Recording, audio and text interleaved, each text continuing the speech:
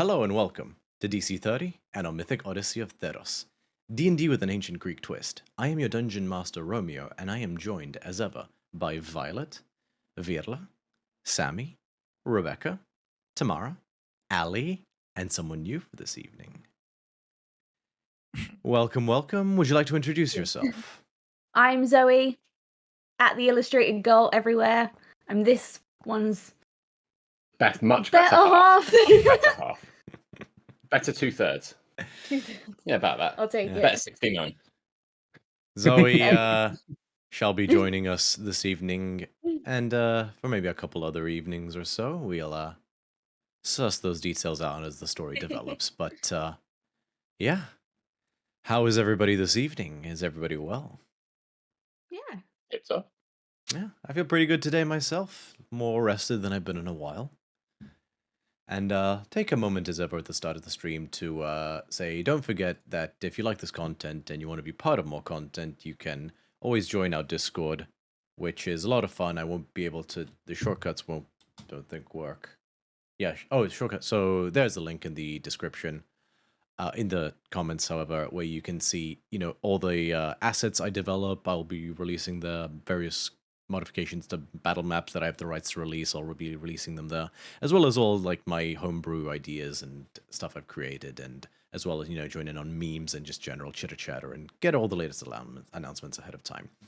And also, as ever, the DC30 has its own TikTok now, DC30 official, where I need to get better at posting like memes and stuff like that. I need you guys to clip bits you think are fun, and then I'll create little funny memes for it. I'm definitely going to post one of the axe sundering, because that And enemy betrayals. yeah, I was gonna say just DM, like, it's hashtag just DM things, but risking a 3-year relationship to undo mistake you made. So questioning why I'm with you sometimes. Because I'm amazing and you love me. Sometimes. I'll take it. And so, on that note, let's get into tonight's episode of our Mythic Odyssey of Theros.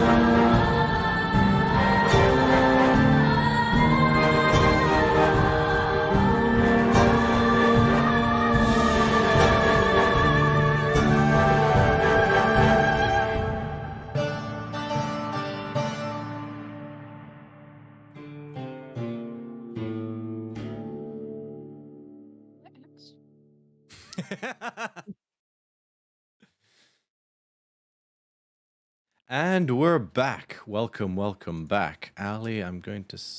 Oh, don't work.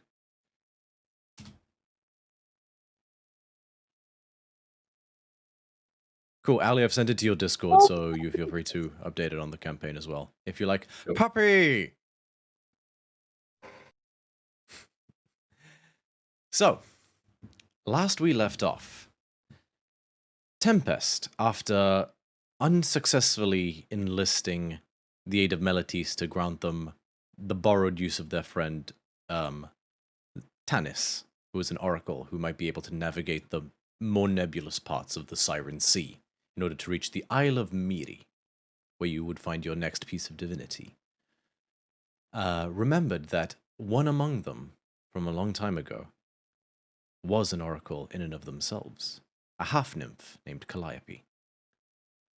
You reached out to her again, and explained that you needed to her aid in navigating the Siren Sea.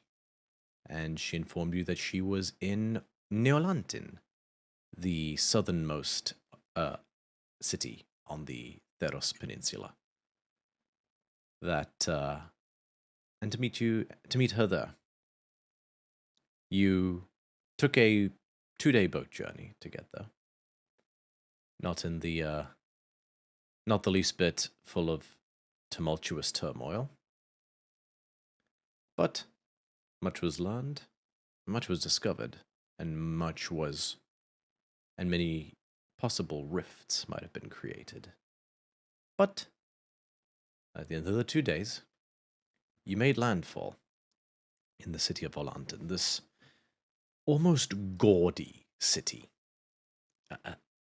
Elements of it reminded you of Meletis, but far more opulent, and even sort of the lowly buildings seemed to be carved in with marble and stone into sort of filigree, like, as stated before, like a city that was trying a little too hard.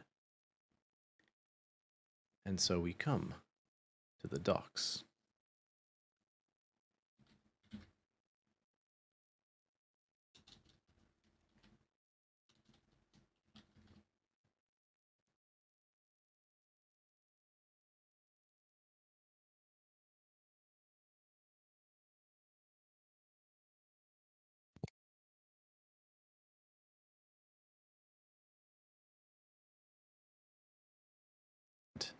There we go. And disembarked.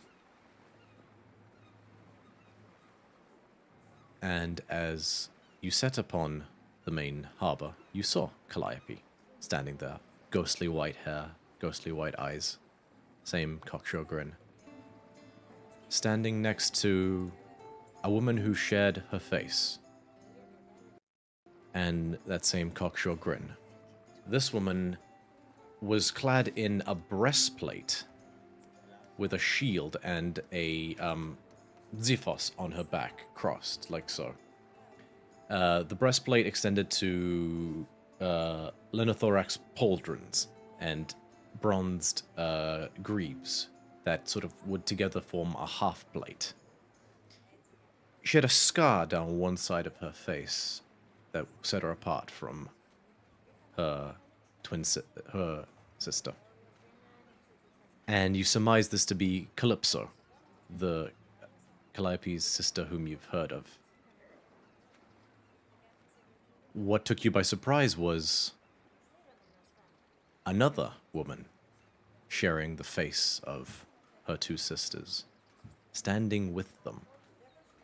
And as you quizzically take a few steps forward and approach Calliope and her sisters, you eye the third one, and Zoe, would you like to describe what they see? Yeah, you see a very similar looking woman, girl, long white hair, braided. She's got a certain youth to her, as if she hasn't aged the same way that her sisters have. But she has quite a dark aura about her. She's a little different, and you can't quite place why that might be.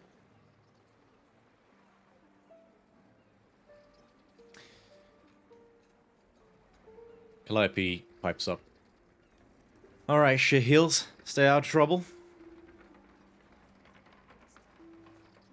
I immediately check the bottom of my boots. No, I haven't got any shit on my heels, Calliope. Haven't. Sorry, I'm all clean. I mean, I like to shit, but I don't shit on myself. I try not to. She Got a points, whole plank just for that. she points to you, Helira, and you, Bithynia. You two I remember. Points to you, Xanthia, and you, Botch.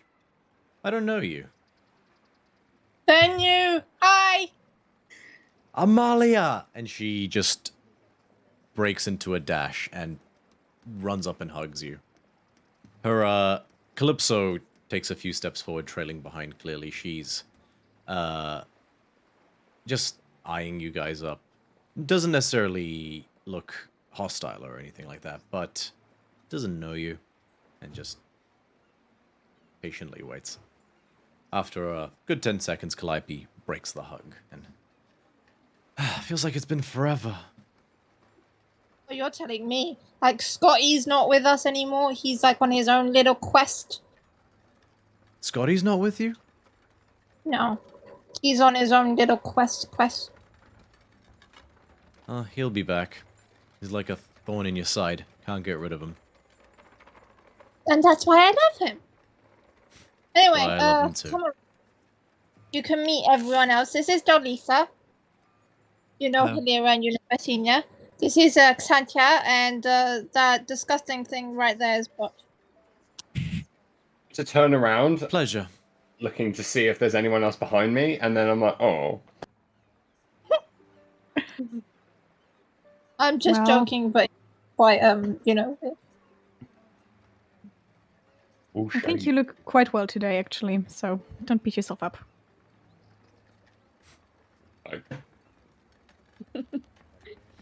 Don't beat yourself up, big guy. Calliope punches you on the arm, Botch.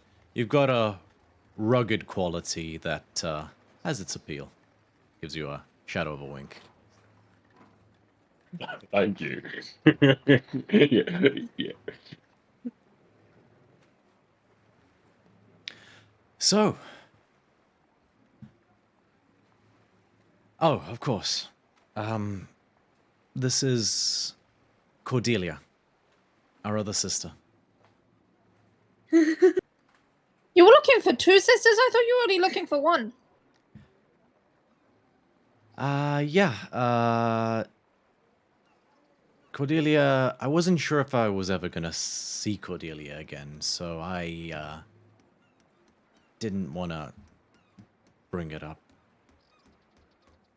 That sounds Okay. dark. Are It hugs was. allowed? I don't know how to say hi to your sisters. And she grabs Cordelia and then just gives her like a big fluffy cat hug. I stroke her fur as I hug her.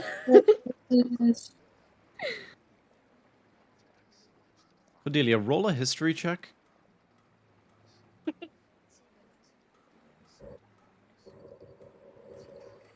The 19 plus a 1, dirty 20. There's something slightly familiar about this Leonin. Oh no.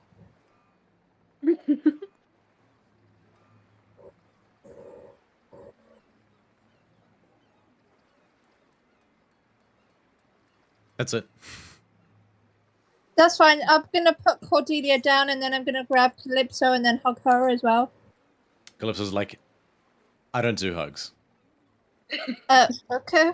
Puts Oh. her back down and then just sits on the floor like, oh no. But Calypso does says, arm clasp? Okay. And she does like a full-on arm clasp. Predator style. I was never the hugsy kissy type like my sister was. Oh no, I'm not the kissy type, I'm the hug type.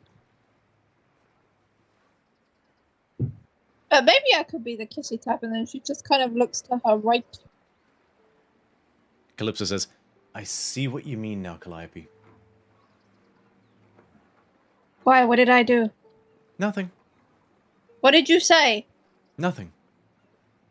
I don't believe you. You did something. You said something. You're always saying stuff. I'm a bard, honey. I always say things. That's a good point. So how you been? It's been a bit of an adventure, to be sure. Calypso and I had a lot to talk about when we finally saw each other again, and honestly, we spent most of the time after that working towards getting our Cordelia back. So you've been on an adventure, huh? Oh yeah. A lot has happened. Huh.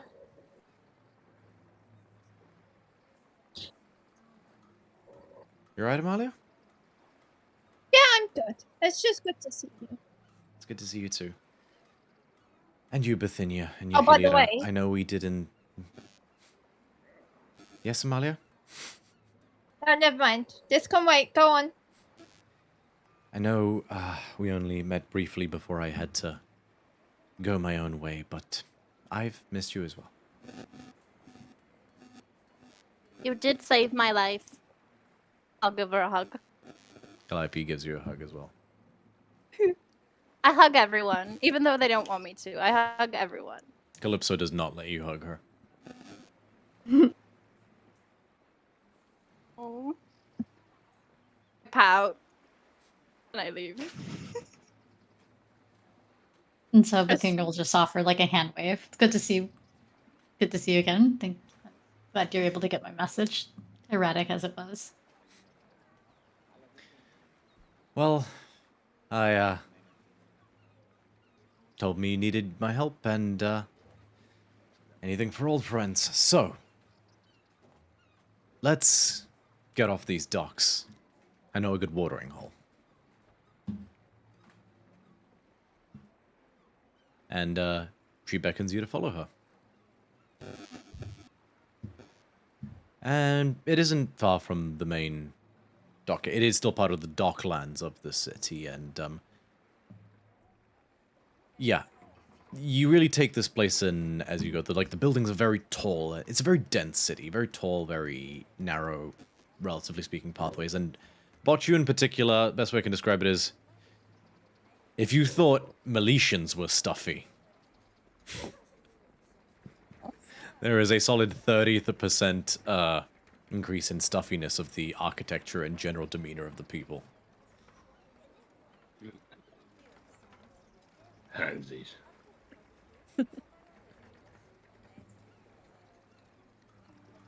And Calliope takes you to a fairly interesting establishment. It's a tower almost. It's a building apart from the others and is taller than it is wide. It has about 4 floors.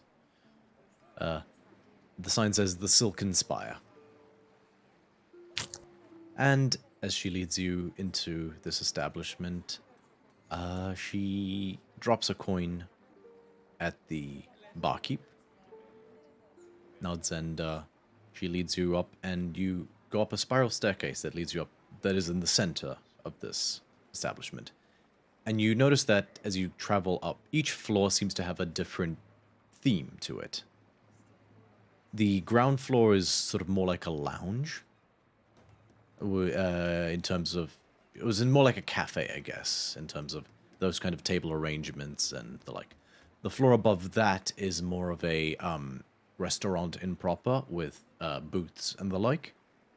The floor above that is a tavern, as in it has a more sort of tavern arrangement in terms of the table, and there's an actual bar area there. But the floor above that is a lounge, which is mainly, it still has a bar area, but it's more cushions and sort of that kind of seating arrangement. And Calliope picks out a spot that seems to be free. There's a few, you know, bean bags and other sort of floor-type cushion seating arrangements. She just slumps into one.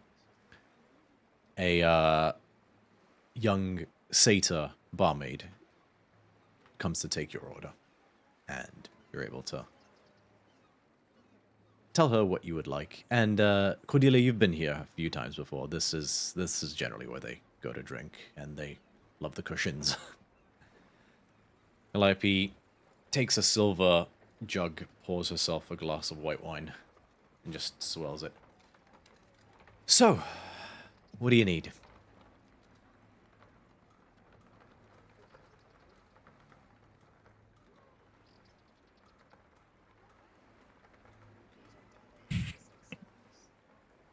Well, we are we are in need of maybe some guidance while we go out to sea. Oh, yes. You need my eyes. Fair enough. And Oh, so go ahead. Do you all have the eyes thing, or is it just you? Just me. Huh.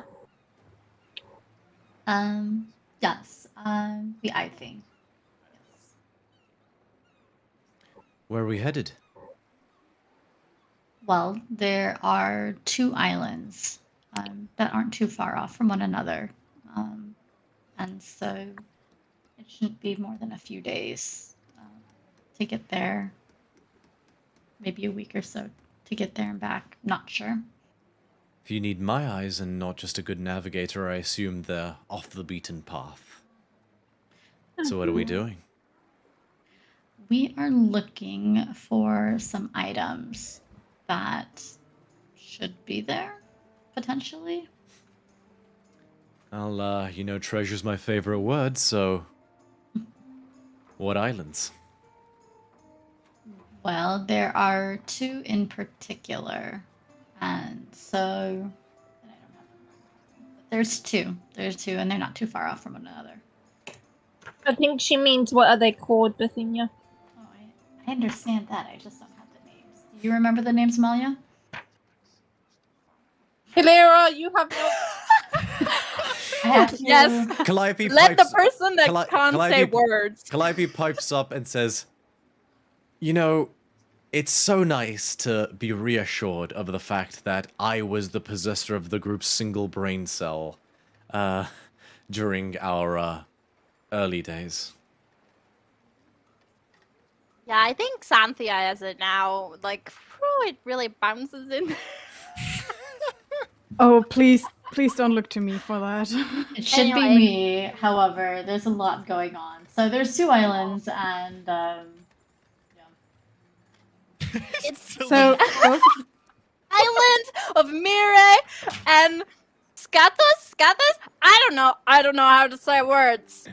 Words are hard. I need That's to a do lot a of words. compilation of, like, between the council incident, this, and, like, other ones of you guys. well, both of them are in the Siren Sea, that's for sure. Yeah. What's everybody's Oh, wait, passive what's insight? that? What else?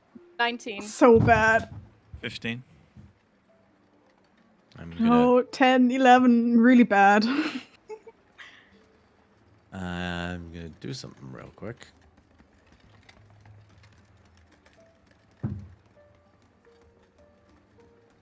Mine is 17. Yeah, 11.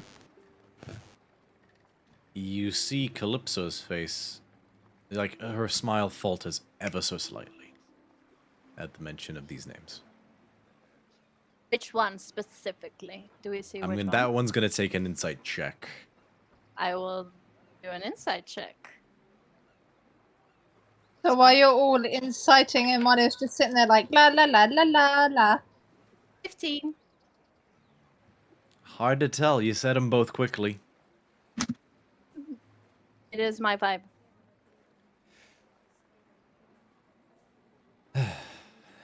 Calliope says, interesting. Any idea what we can expect on these islands? Well, one of them has a gorgon and it can turn you into stone. Sounds exciting. It has a. I can fight a gorgon. Oh, I did not know about the gorgon. You've been told Sail about the the ship. Gorgon. Out of character, you've been told about the Gorgon more than Yeah. once. Yeah, Yeah. but Amalia does not pay attention at all. Amalia doesn't pay attention. He's going through a lot. Yeah. In and out of character, she's going through a lot.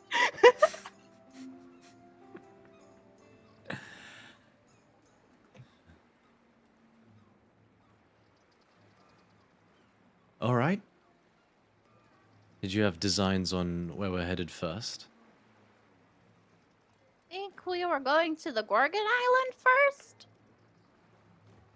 We can go to the gorgon first. I think that's a great idea. Because we actually know where the Gorgon Island is. We are not sure where Mire is. I was under the impression you sought me out so that I might help you find it. Yes. That sounds about right. I can get you to Miri. That is the point, right? Eyes of an oracle. Well, that would make sense, right? Like, we would need your eyes to kind of spot where the island is, and then we have to use that one. So And then, the, like, you know. so the order of priority is now up for debate. Do you have any preference? I don't know the first thing about these islands. So would it make more sense if we went to the island we didn't know about first and then go to the island that we do know about first? Second, I mean. I think we should go to the island that we do know about first, because then the likelihood of us retrieving what we want from it will be greater than the island that we don't know anything about. We don't know anything about it, where to look for things, what might be there. Whereas the other one, we have a location-ish, and we have an idea of what we're going to meet once we get there. That's smart. See, this is why we follow you. That would seem to make the most sense, yes. All right. Is the island that we know about the one with the Gorgon? Okay. She looks down at her new act and she's like, we're gonna do this. I don't know how you work exactly, but me and you, we have to be as one right now because we have to fight a Gorgon.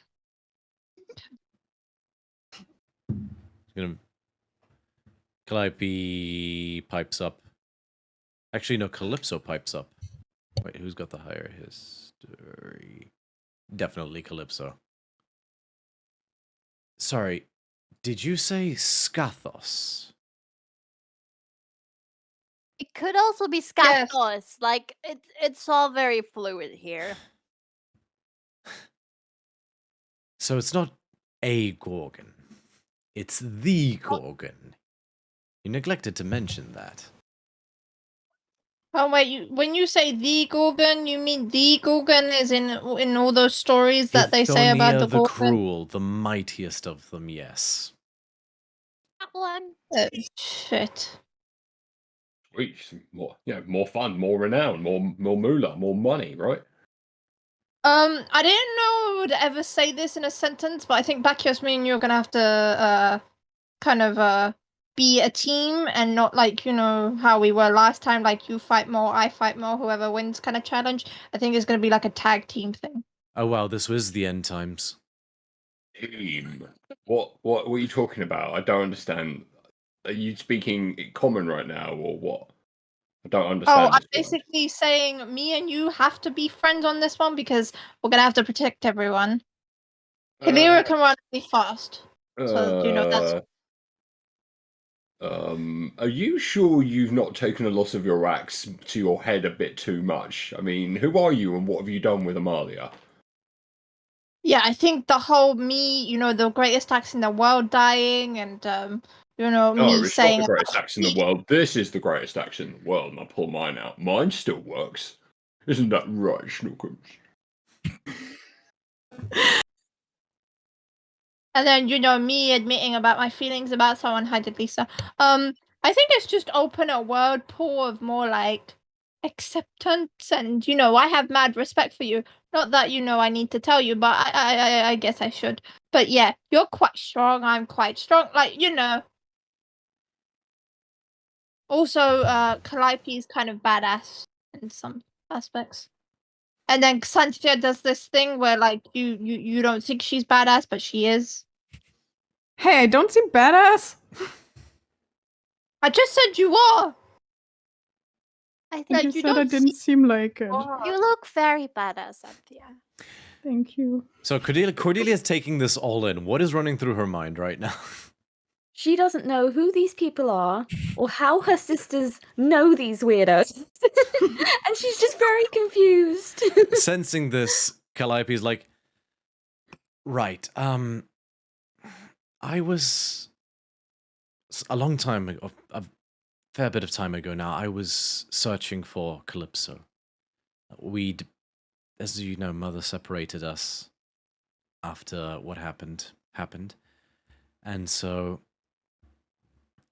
I was tired of living in solitude, and so I'd been seeking out Calypso. That led me to the Isle of Kephalis, where I met Amalia and other friends who are not part of this group at the moment, but are nonetheless. She met Jason, she met me, she met Estlin, and she met Scotty. Let's pace it. And let's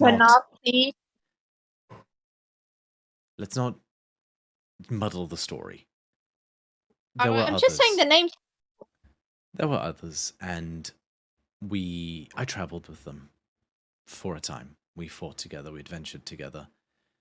And there came a moment where many of them stepped away to lead different lives.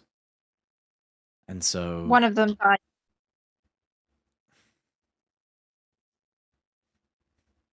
One of them died.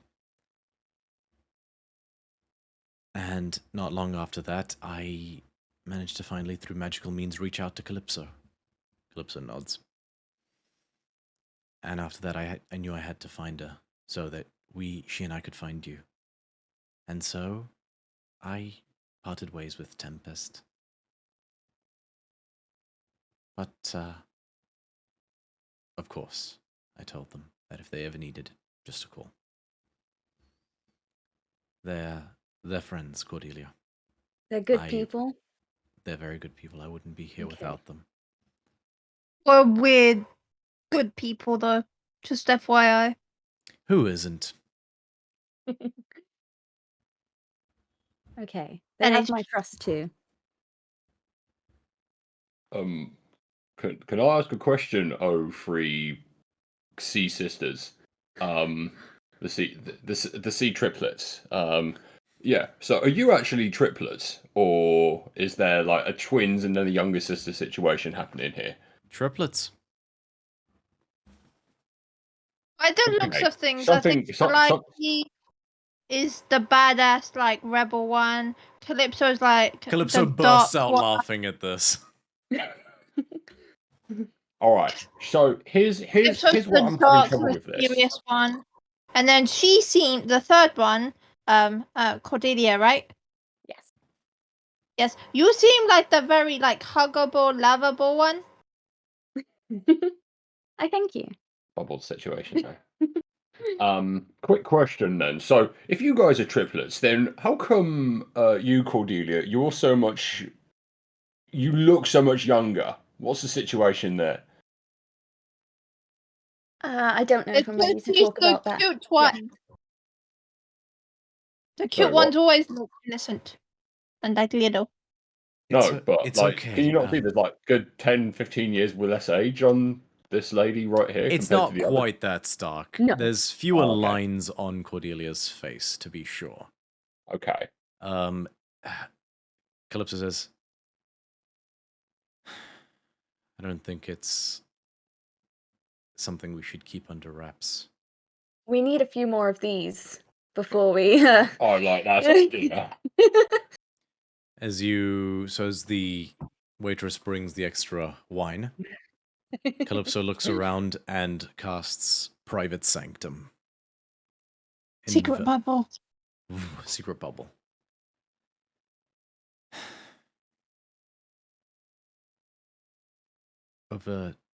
Calliope speaks up now. Over 12 years ago now, the three of us were out wandering, and we were set upon by violent thugs. They wanted us for what we were.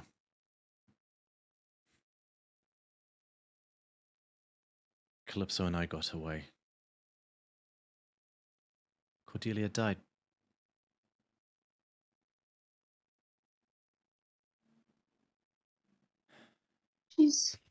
She's right there. Wait, are you dead? I touch. Are you a return? Cordelia at the same of my head. Are you a returned? No, she's not. And we went to hell and back to make that happen. Are you being literal or figurative? Yes. So, did you bring her back from the dead, or I'm confused? Yes. You went to the underworld. Sort of. I doubt that because no one gets out of the underworld alive. We alighted upon the shores of the Tartix River. We found one of the secret passages. Tell me, have you ever Oh, I don't heard like what this is. of the Athrean Obols? Have we? Would we? Anyone who wants to can make a history check. Would I have? Because I feel like I would have. No. Oh, actually, you can make a history check, Amalia. It's going to be a high DC, but history or religion Dirty check, pink. actually. History or religion check. Oh, that's you. Sorry. I got a 28. Yep. Oh, I've Jesus got a Christ. natural Ow. 19, so 19. 17. 8. Come on. 17 plus 1, 18. Xanthia, you're still in love with your trident, so you're not really paying attention. Wow. So pretty. I'm kidding. Unfortunately, it doesn't ring a bell for you, Xanthia. Did you roll, Delisa? Yeah, I rolled terrible. Okay. Did you roll a sandwich? Also look at my trident. Oh, if I just need to break the game for a second to say, Tamara, if it is any consolation, I rolled a 0 in yesterday's Strixhaven game. I will definitely Ayo. be posting the clip later. It was on an inside check. I know that feeling. Anywho, Bithynia, I know. Bithynia, Amalia, Hilira, Botch, and Botch. It all rings a bell for you. It's not a very uncommon legend. When the god Theros, the god of passage, the one who ferries the dead into the underworld, ascended to the divine pantheon, for he was the first mortal to die once upon a time. He presented the gods with 5 token coins.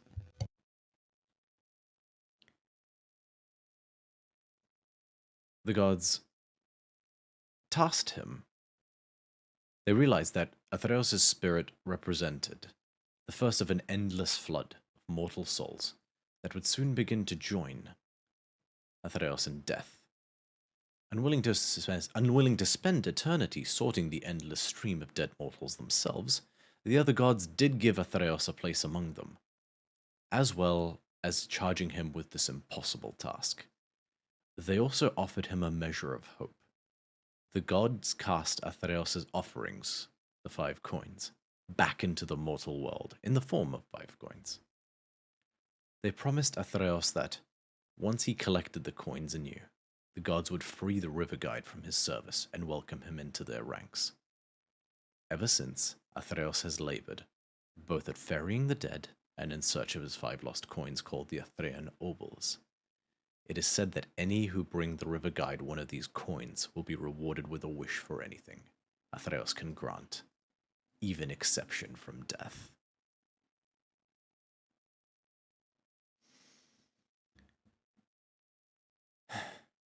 We found one. We actually found one.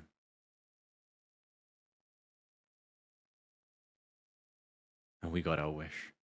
And she rests a hand on Calliope's shoulder.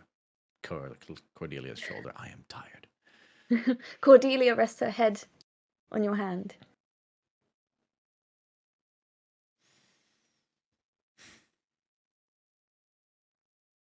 And you would not believe where it was. I'm kind of scared to ask. An old shipwreck, a common merchant's vessel, completely unremarkable otherwise. The 2 coins that are offered as a prayer in the bow of the ship, normally common coppers, one of them happened to be a noble in disguise. What do these obols look like? They look like regular coins. That's why they're damn near impossible to find. So technically then, what that means is the more money you have, the more chances you have of getting one of these coins. I feel like I have opened a can of worms here. Uh-huh. See, normally, right, I assuage wealth. I think I have, and I pull out my coin purse and I have like 7 gold. That's all I've ever needed. I'm an outlandish wanderer. Alright. So, okay, I need some more cash. Or maybe if you stop spending it on wine, you would have some. Listen, don't come in between me and my wine, okay? Me and my wine, we have a special understanding. Oh I my don't have a gosh, Bodge. problem as long as there's more of it. What if you had an obol in your possession at one point and you traded it for a cask of vintage red? Worth it. Worth it. You know what? I respect that. He loves wine. And axes. I know, I've managed to keep this one safe and functional for so long. I mean, it's just so uncanny. Buckios! I hit Buckios in the arm. Manners! What happened to an axe, Amalia? Oh, God destroyed it. I'm sorry. Although to be fair, And now I have this one. if something was going to destroy your axe, at least it was a god. You can now say it took a god to break my weapon. Which god?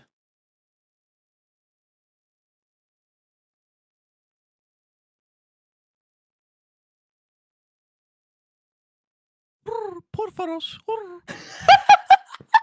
No, it was Porphyros, but I don't want to speak of his stupid name right now. I'm angry. Oh, that makes sense. I'm guessing that's where you got that as well, and she points at the trident. Yep. It was his forge. Well, actually, Daxos put that back together. It was broken, and then, he... You remember Daxos, don't you, Clivey? Oh yeah, how's the old so-and-so? He's good. Sleeping with Delphi. Yeah, but we already knew that. Good for him. She's hot as fuck, have you seen her? I know, right? Could bounce a drachma off that ass.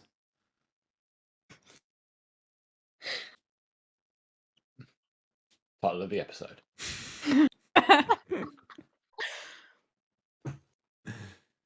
So Cordelia, all right. Quick question. So you've died, right? You physically went there, right? Yes.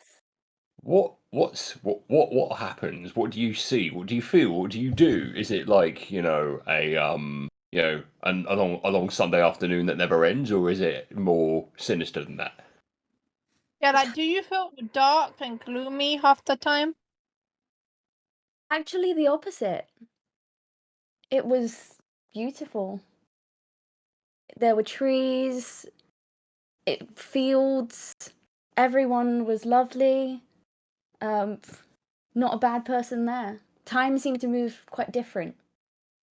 for me. Quickly or slowly? So one quick question then. Do you resent being brought back to life? Because it sounds as if being dead is pretty fucking sweet. Oh, no. I missed my sisters. Anyone who But wants if to you can have make a a pre- religion check. Sorry, me? Anyone who wants to. Okay. Okay, let's go to it. Oh, that's not good. 16. 6. 22. It occurs. So, Bithynia, you and Xanthia, this occurs to you, and you can mention it to the group if you want. There are multiple realms within the underworld. There are places where murderous savage warriors will go to battle in endless eternity. There's a place for those who died at sea. There is also a place called Elysia. In Elysia, the souls of heroic mortals and those who died unjustly find eternal rest and comfort. It's a sanctuary of peace and tranquility. Its majestic temple palaces stand amid lush forests, or at least that's what the texts say, the holy books.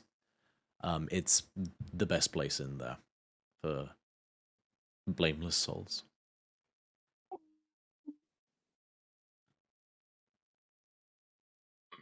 That is reassuring. But I'm glad that you don't resent being back here. Not at all. Not with my sisters. Oh, that's sweet. I'm sorry, Botch, you were cut off. You were saying? Oh yeah, sorry. I just wanted to know,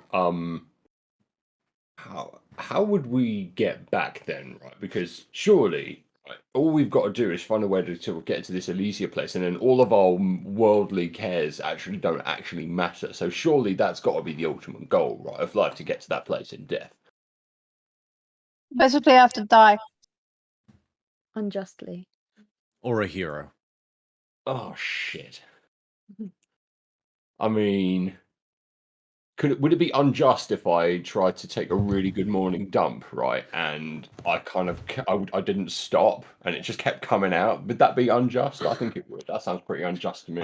You see, It would be Well, unjust unjust to to me. us. It's unjust to me with the window near. Close Delisa's it gonna then. I keep stealthily- telling you. She's gonna stealthily cast Thaumaturgy where Bacchios is and make it sound like a big slattery shit is coming out.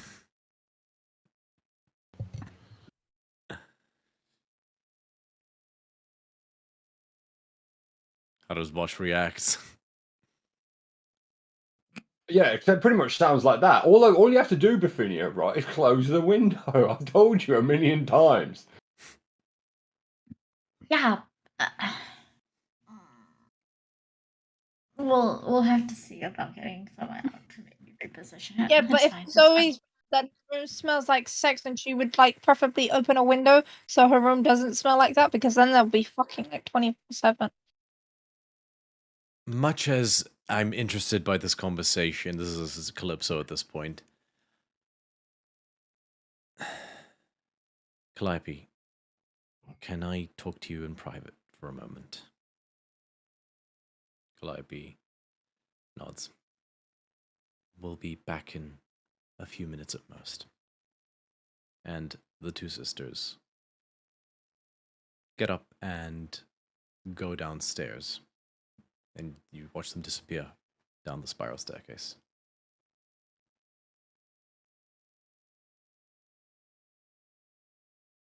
If we look over the railing, could we see them in some way?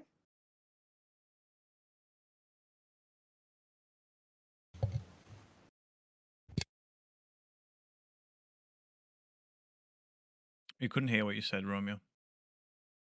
Still can't I hear. Yeah, can't. you're muted. I can't hear you. How about now? Yeah. Okay. Man, voice mod is freaking out lately. It sometimes does that, but yeah. Yeah. Make a perception check.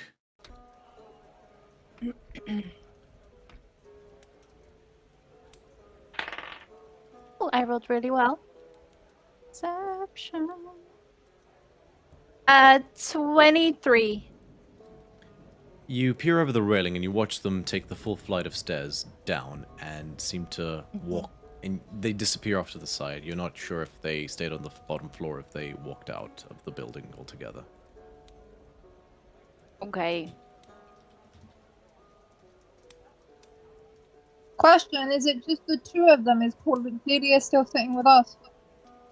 Yes.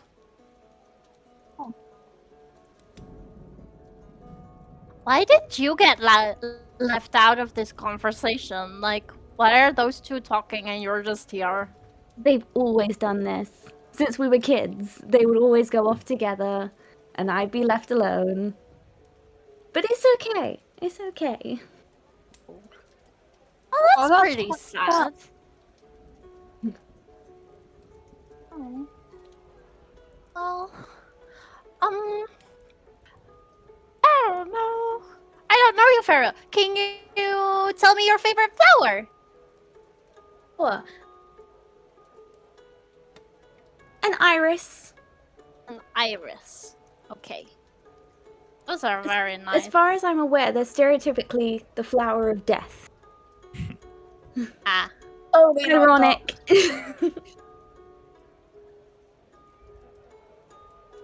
Tell me about you guys.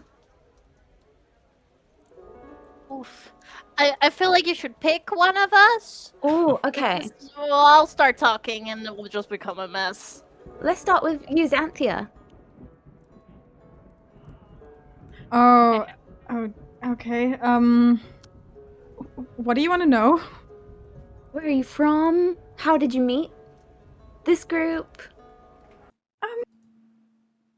I'm from a very, very small village under the sea. And at some point, I ran into Hilera and Bacchios up in the mountains. I think they were kind of threatening each other, and there was a plush unicorn involved. Yeah, it was really chaotic. It was really fun, and parted ways again. And I found them again, and now hopefully joined for good. Aw. That's sweet. What about you, Bithynia?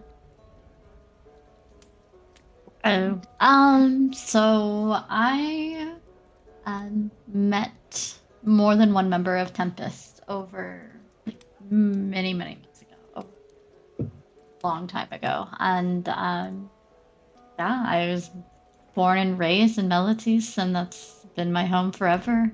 And I worked hard, studious as ever, to make sure that everything that I did was dedicated to Melites and the Dakatian studying. That's where I stayed for the majority of the time up until last year, working as a professor and really enjoying my time. But, you know, it's fun to get out and see where the items that I'd cataloged or looked at students doing research over came from. So the opportunity presented itself for me to go out with Tempest, and what I lack in being worldly or otherwise adventuring outside of the city walls and the safety of the university, I've tried to help out in what I do know while we are out and about. Nice. So you're the brains of the operation. I try. Oh, definitely. I try. How about you, Delisa? Oh yes, I don't exactly know where I was born, but I was brought up in the city of Delathon. I traveled around a bit, and by the time I come of age, I was enrolled into the Ducatia, like Bithynia. It's at that point she looks over to Bithynia with an ounce of hesitation in her voice, but she carries on. I studied there for 4 years, graduated, and traveled around a bit more, seeing what Theros had to offer. Eventually, I returned to Melites and bumped into Bithynia once again, as well as the rest of Tempest. And for the past couple of months, weeks, I've spent traveling with them, and it's been fun, yet eventful, but I've enjoyed it nonetheless. How about you, Hilaria?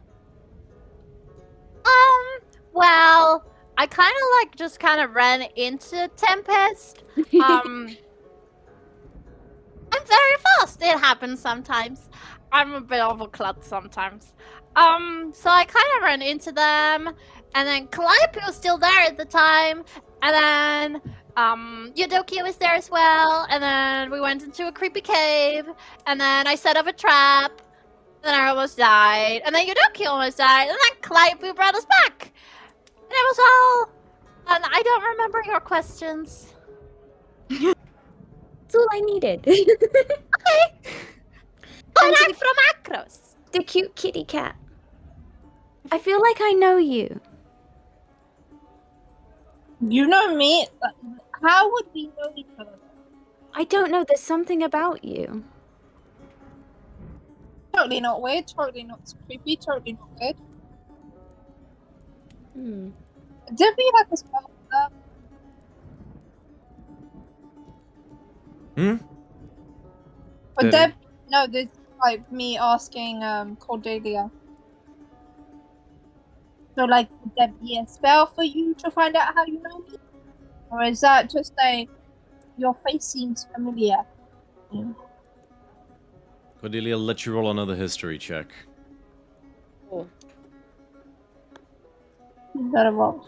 It's 7. Can't quite put your finger on it. I can't place you. But there's just something familiar about you. Well, I mean, no other Leon.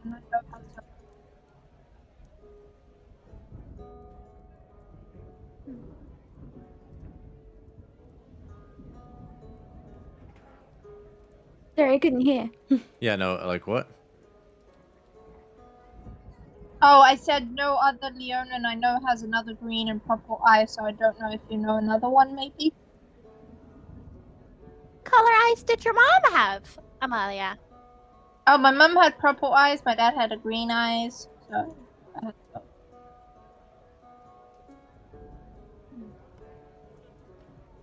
Her mom's name again? What my mum's name is? Yeah. Well, I always called my mum a flower. That was her nickname for her. I used to call her Flower. But her actual name...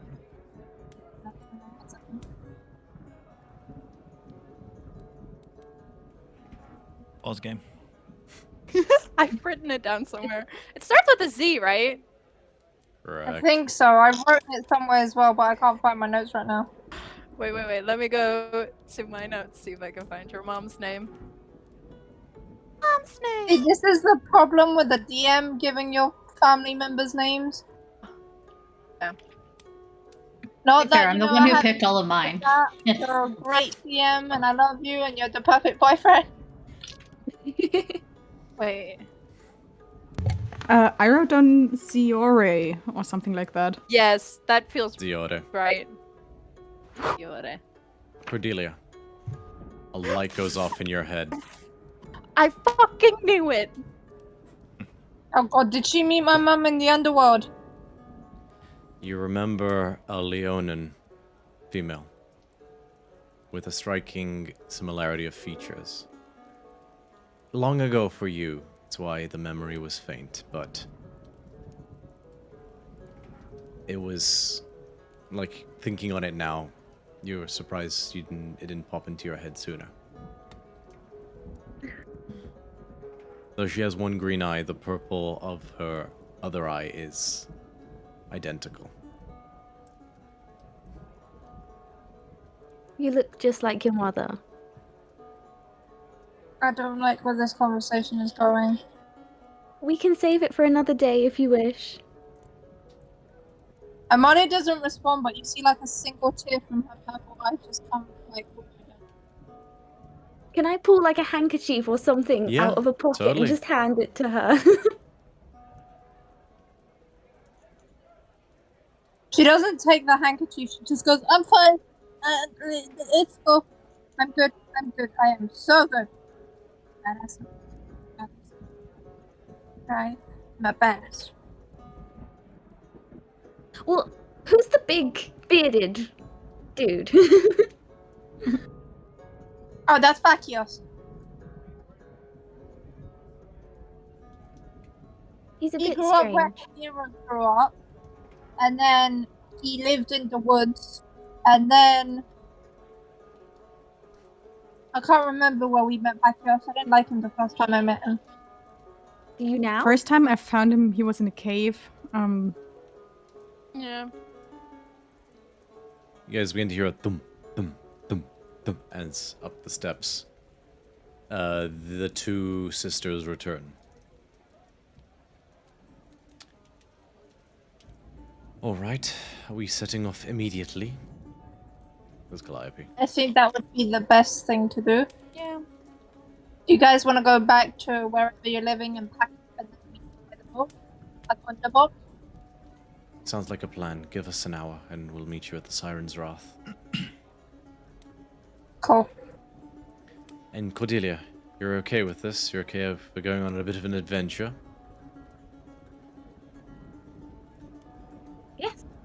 Yes, let's go. Alright. Let's help some old friends. And the two sisters share a quick look, but then we'll descend the stairs.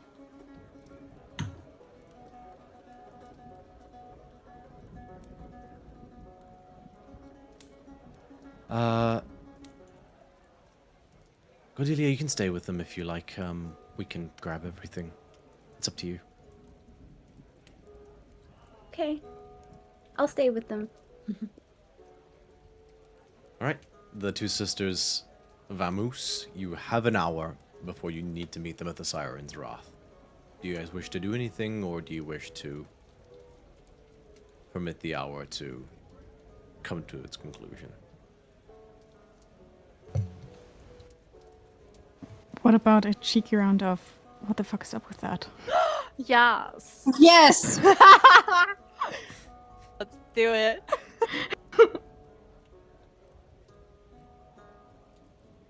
What are we rolling? Everybody roll a d20. Wait, are we on the boat? Are Do we you do on it the boat? No. No, We we're were on playing the the boat. We were bar. at, Still at the bar, Okay, yeah. sure. yeah, the Oh Silken no, I Spire. dropped my D20. We're at the Silken Spire. 6, 4, 15. 15, 10. 13. 10. 15 was the highest, I believe. What did you roll, I, Sam? I rolled an 18. 18. So Yeah, of Delisa course he tops does. it out, and Botch is the one who must be asked a question. Or did I come back at exactly the wrong time? Okay. There was something I was going to ask you in character anyway, so I'm not going to do it now. Bakios, the last time, well, I mean, you don't open up very often, but the last time that you did, you told me the story of your past and how you were fired from the Acronian military. Why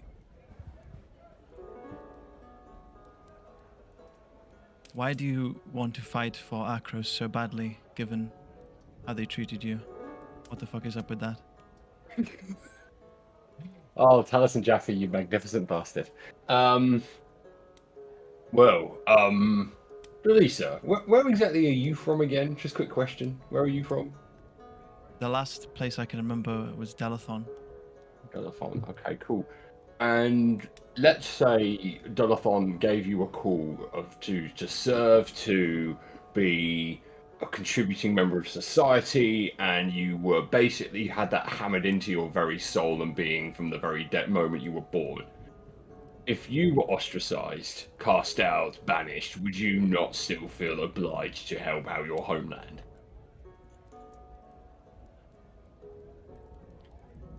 I guess so. Exactly. So from Inacros, right? Especially if your bits dangle and are not aesthetically pleasing, right?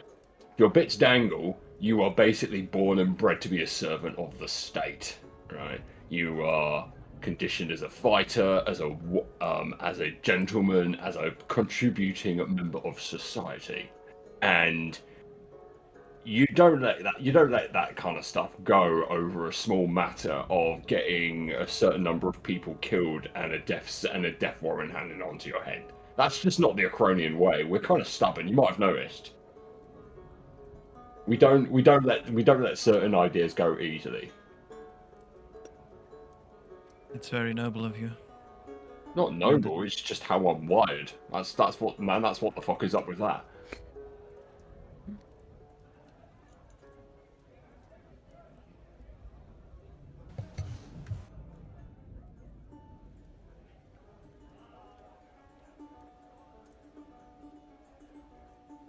Next round. Next round. Botch, you were just asked, so everybody roll except Botch. Do I not get to try and roll for victory? You automatically succeed. Because you were the one who had to answer a question, you automatically get to ask the next. Oh, okay, I get you now. Yeah. 13. 19. 13. 10. Xanthia.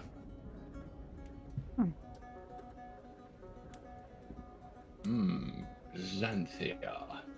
Interesting. Okay. Yes. Okay, so, Xanthia, right? I've got a question, not about you specifically, but about your race, right? So, you're a Triton, yeah? Yeah. Yeah. So, how is it that you can be all comfy and safe underwater, right? But then get up on land and then wander around like nothing is wrong without at least drying out and getting a little bit flaky. I mean, what the fuck is up with that? Are you asking me for a biology lesson? Yes. That's your fair It's your question. body. You're the one that knows how it works, surely. Well, have you ever heard of the term amphibious? What? No. It means that you can breathe underwater Yeah, and... I know that you can breathe and stuff, but how do you stop yourself from drying out? That just doesn't seem physically possible. I've never really thought about it. Guess I wasted my question then. Shit. It just works. I mean, if I look at my skin, like there's some very fine scales, which might help with that, I guess. But it's not like there's a special trick or some innate magic. I think it just works.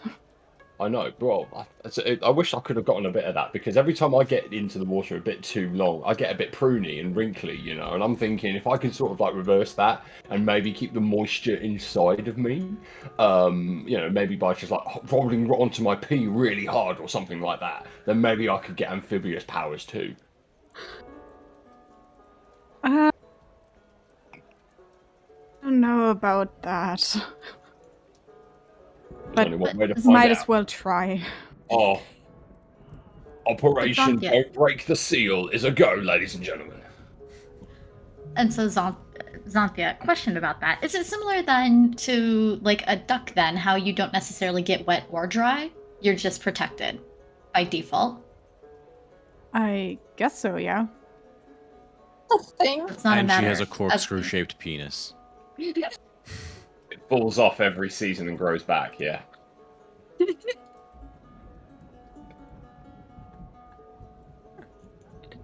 Sure, let's go with that. It's like Fern's marsupial. Yep, Pouch. Tritons. Yeah.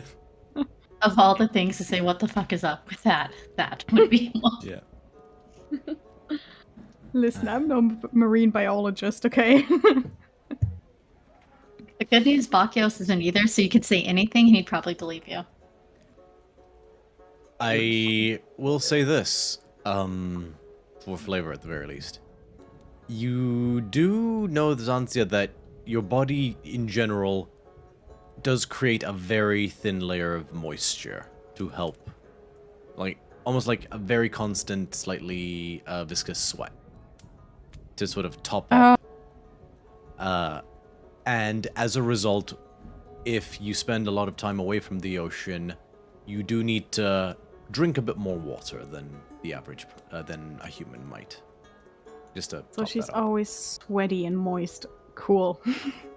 Nice. Not quite. It That's like me. basically your body has to work harder to keep your skin hydrated when you're away from water long, and so it means 2 gallons of water a day, not one, or as in an extra bottle of water a day to keep that topped Alright. up. Yeah, but Bacchus doesn't need to know. Okay. Yeah, that was an interesting question.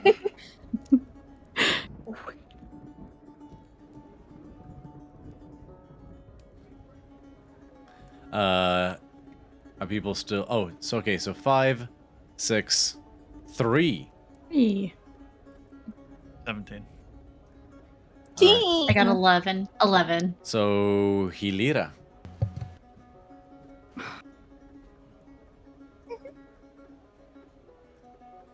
Oh god, this is hard. I want a metagame.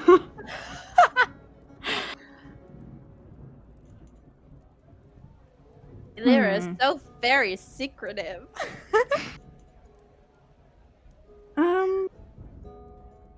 Let me check something real quick.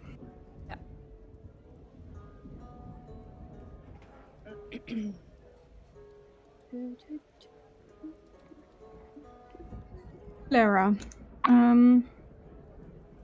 when we were first traveling and also in the weeks, months after that, I had the impression that you had quite a close bond with Kronos. Yeah. But lately you haven't been mentioning him as much. So what the fuck is up with that? Well, you know, after that thing happened in Melodies, you know, we heard about Akros, and it was very sad. And then I was gonna talk to Bacchios about it, but then Bacchios was having the shits, so I decided it is true. So I talked to Runas, and then I kind of yelled at him, and we kind of got into a fight. A fight? Yeah. What were you fighting about? About, you know, we talk a lot, and I trust him. And then, you know, he didn't tell me that Akros was being attacked. When it was being attacked. Hello, what are you talking about? What do you mean? I didn't know. I found out the same moment you did. I know, but Kronos is God. He knew when Akros was being attacked because people were dying. So Kronos would have known. And I was mad at him because he didn't tell me at the time he knew. Oh, I'm sorry. I was in the middle of my drink and thought you were talking about me, not Ronos. My bad. Sorry. Continue. Oh yeah, we kind of had a fight about it, and we said some mean things. But last night, I think it was last night, I was talking to him again, and we made up, and it's all good. Well, I'm glad it's resolved now, but yeah, sorry you had a fight. Yeah, it was very sad, but I think now we are friends again, so it's fine. Good. You guys can keep playing if you like, or alternatively, I can say that you carry on. How would you like to proceed? I don't know. I kind of want to play one more round and then Yeah. proceed. They would Alright, be one more polite round. to allow everybody the opportunity to go, because we've got all but 2 people, I think, now. Yeah, but it's up to the dice. Unless you guys want to forego the dice. Well, Oh, nice.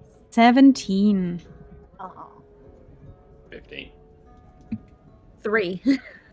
15? 17. Cordelia. Roll these. What? No, I only heard 1-3. 2 people got 17, though. But Hilira got asked the question, so she automatically Once gets... again, I'm stupid. Hilira, you have a question for Cordelia.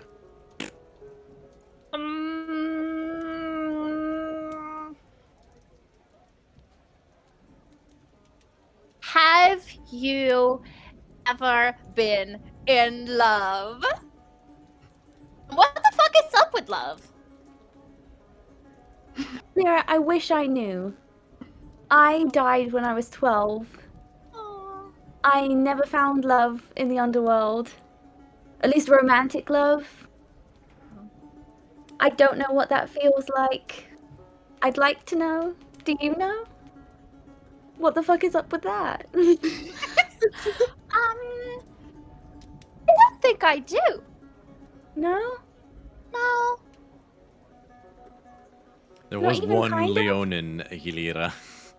An older gentleman who you escorted to the fields of Oreskos. A distinguished Oh, no. chap. He was a beard, dear. He was a beard for me liking Amalia.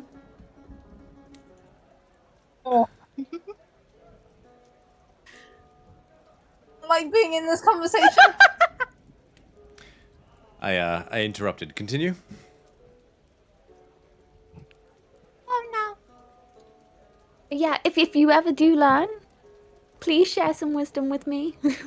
Well, You know what? I can send messages like, we'll talk. Okay. Pinky promise. I can promise.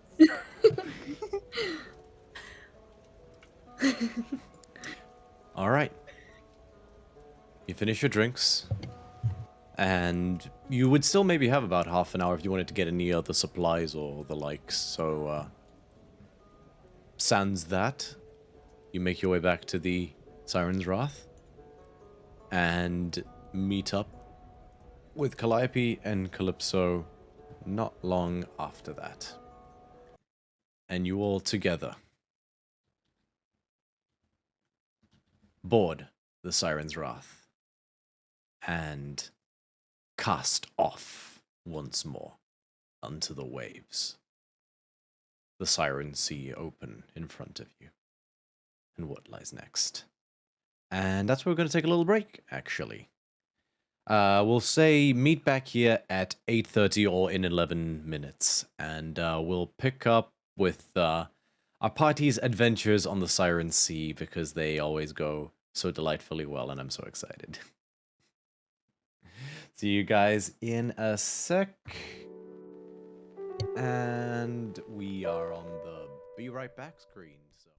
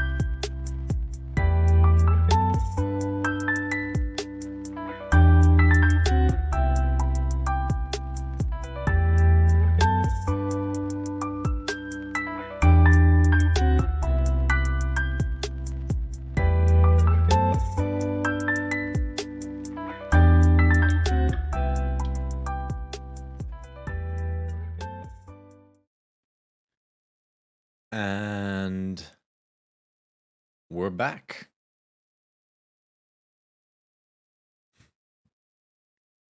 And where we left off, you guys had cast off into the Siren Sea, bound for the Isle of Scathos.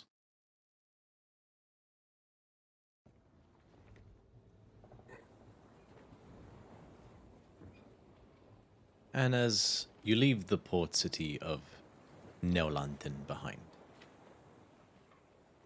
and the Siren Sea begins to, when the land becomes more distant and more distant, the sun begins to, it's a ways off setting, but the blues are giving way to the oranges and purples and golds.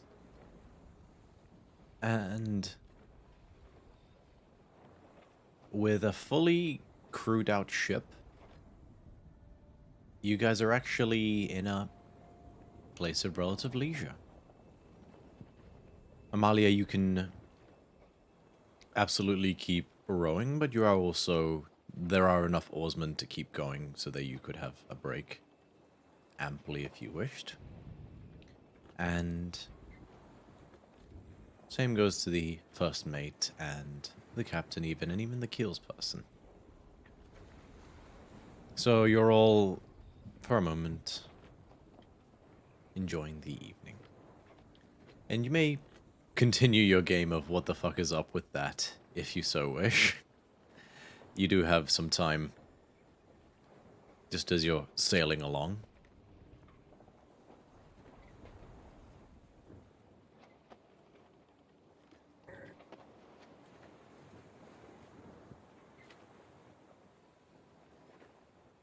Guess that's a no. Nope. I'm the first one to talk because I didn't know what you guys wanted to do.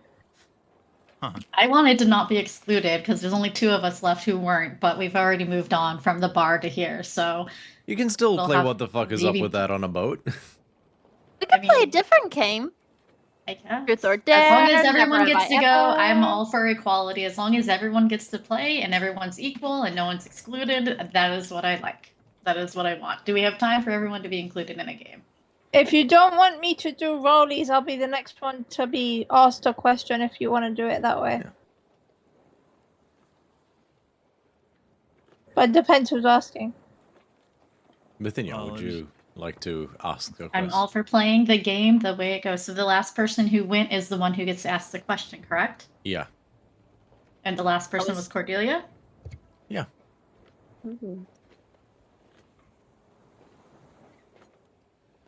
Okay, therapy session. What was your relationship like with your mother? What the fuck is up with that? Whoa, boy, we went straight for it. Like that's. You're talking. Oh, welcome Either to the Dead way, if Parents you're Club. speaking, if you're talking to Amalia or myself, both of our mothers are dead. So it's Amalia because I know her mom. Yeah, so my mama died, and my dad did it in front of me. And then I ran away from home and became a bounty hunter. And between that time, my dad made up a fake story that he didn't kill my mom, and I didn't run away. Apparently, this weird demon-y thing came into our house and killed me, and he was distraught about it. And then we took some lion guy back into the mountains of where all the demon lives. And then it turned out he got some possessiveness and got possessed by this like little like thing.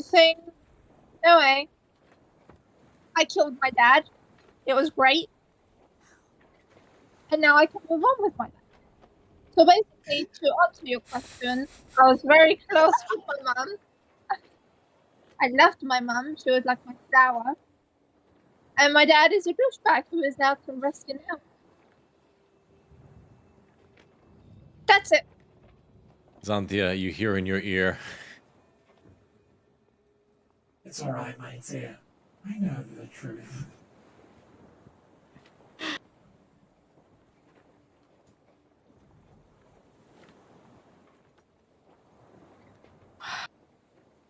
Boy, what a moment to freeze. Oh no. Yeah, We can arise out I here. really don't know what's wrong with my internet lately. That was like The a curse. Yeah.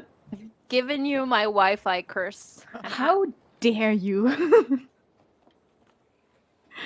Yeah.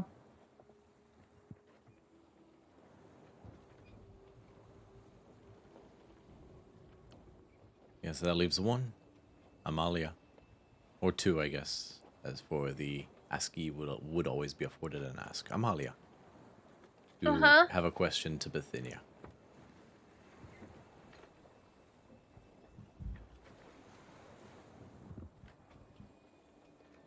Ooh. What to ask? Oh, so Bithynia, Yes. you in a relationship with Zozo? Is that the question? Am I? No, I know you are, but I'm just wondering, like, where do you picture this relationship going? Like, are you gonna propose to her? Have you picked out a ring? Are you scared to ask her to marry you? Like, do you picture your future with kids as well? Like, how many? That's it. So, what the fuck is up with your future with Zoe? Well, it's a little bit complicated. It's complicated because she is locked down. She's on house arrest and can't leave the city. So anything that would happen would have to be long distance, which is unfortunate. However, yes to all of the above. And I've already spoke with the jewelers to make things happen. So when it does, I have been writing some things down that I would like to say that I think might secure a yes, maybe. And yeah, I don't know. I don't know about the kid thing though. Maybe that's the only no in this equation. But totally, maybe we could have like 6 kids or something. You know, just send them off to the. That's a lot of kids. How do you think I feel walking around with Tempest full time? Like I've got a lot of experience. That is a good point. You are like the No mom of lies this have been equation. said. No. No lies at all. I would. The fort isn't exactly childproof, but you know, some modifications could be made should there need to be some company occasionally. I would suggest that we lock the door like to the roof because you know that's where Bacchios is, and you know there's all sorts of weird shenanigans going on up there. Well, I think that we should leave it unlocked just in case there's one or two we don't like can like weed themselves out. Wow, that took a dark turn. Okay, next person. And Bithynia, you can ask a question of anybody. Can it just be the lowest person who rolls? You can have them. Yeah, this is why I wasn't sure about like when what the fuck is up with that is actually meant to end, because if we were just going by pure dice rolls, it could have gone forever before everybody got a turn. Hey, That's did why I Delessa get a turn? Huh? Did Delessa get a turn? I asked first, yeah. She went first. Oh, okay. Cool. So I was just everybody but checking. Bithynia roll for who gets to be asked. And then that'll be it. Yeah, I'll 14. say yes. It's a drinking game. There isn't a. The rules aren't hard and fast. So 2 from Xanthia? 12. Oh, 12. 12. 14. 18. 13. I rolled a 7. It comes full circle. The dice gods listen.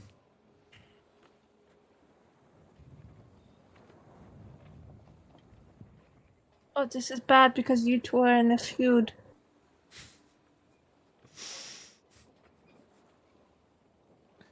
Make them sound like Angelina Jolie and Jennifer Aniston. It's not that deep. It is that deep. It's our family / my future girlfriend, maybe. There's so many things I could ask right now.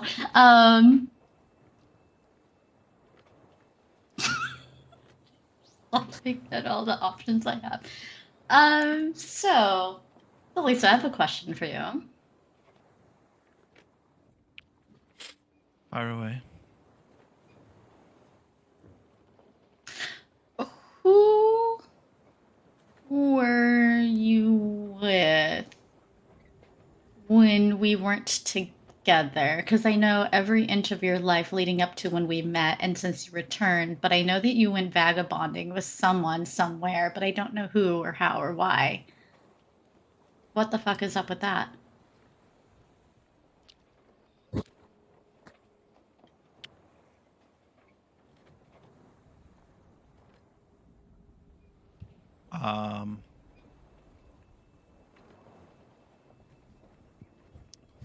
I think she looks right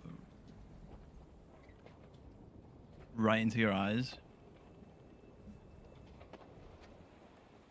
Ever so slightly shakes her head, gets up and leaves.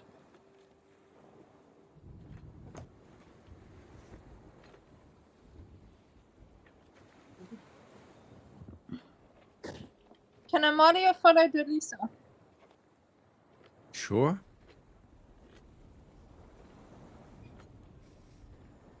She's just gonna follow you wherever you're gonna go and gonna tap you on the shoulder. Are you okay? Yeah, she turns around and you look at her.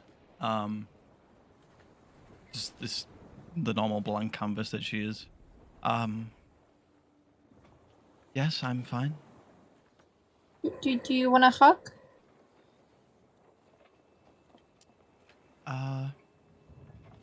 Yes, actually, I'd take a hug. So she's just gonna pick her up because you know she's small compared to Amalia. So, okay.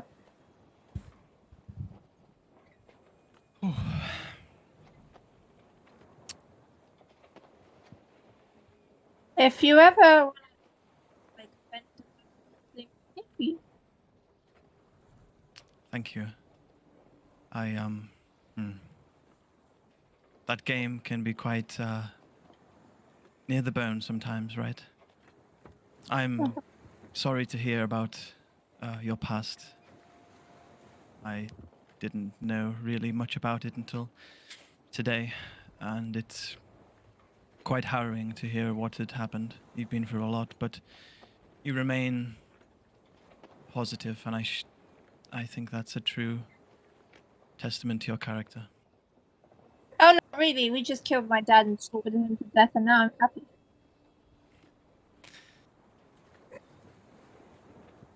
That's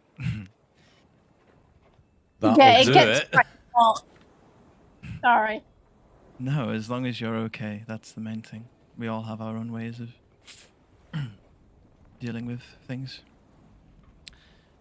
I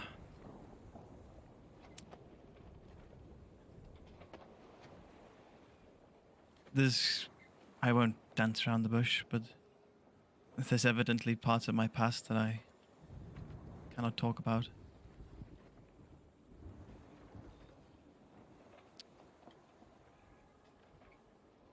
That makes sense. Like, you're not ready to talk about those things, so, like, no one should force you to talk about those things unless, like, you're ready to talk about it. Yes, that is perhaps one way of looking at it.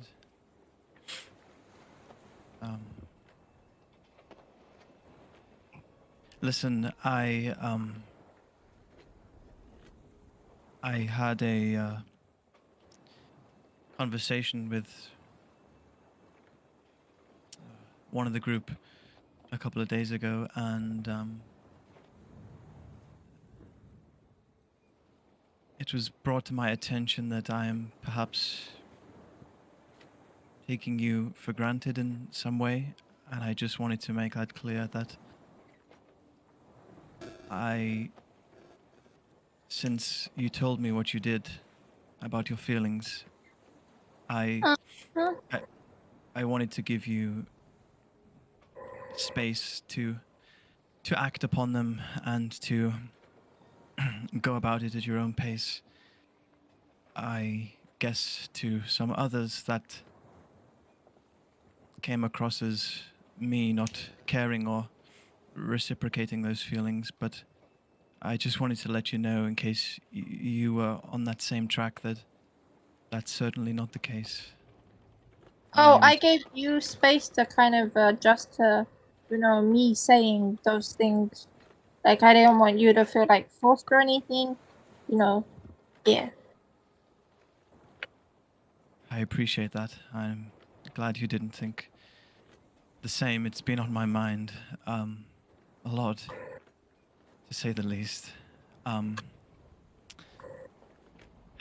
We have got so much going on as a group and so many things to do that there's often not a moment in the day to stop and think, let alone pursue anything between us. But Oh, see, I thought we'd go to the island, kill some stuff, find, the deity, like weapons or whatever the hell they are, and then when we get time to chill and meditate, then maybe we'll talk about us if there is an us or if there's gonna be an us, and then if that's okay. that would be lovely, really, honestly. In the meantime, conversations like this can go a long way to getting to know each other more, so I'm all for them, and I appreciate you being there for me. I don't often need emotional support. I'm normally the one giving it, so it's quite the difference being on this end of the coin for a change, but I'm glad you're there nonetheless. Thank you. Okay. Okay, I'll let you breathe. I'm just gonna go. You can stay if you like. We can just listen to the waves together. Okay. And then she sorry, I can't handle Kalira just making up.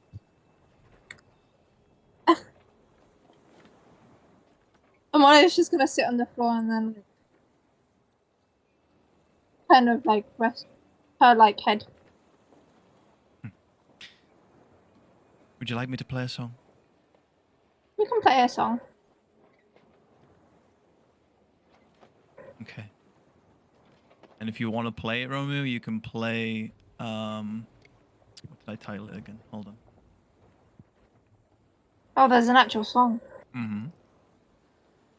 Can't guarantee I'll have it working, but voice mod has been fickle tonight, but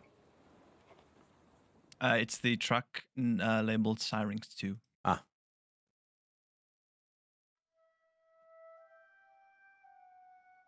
She's playing this with her pan flute.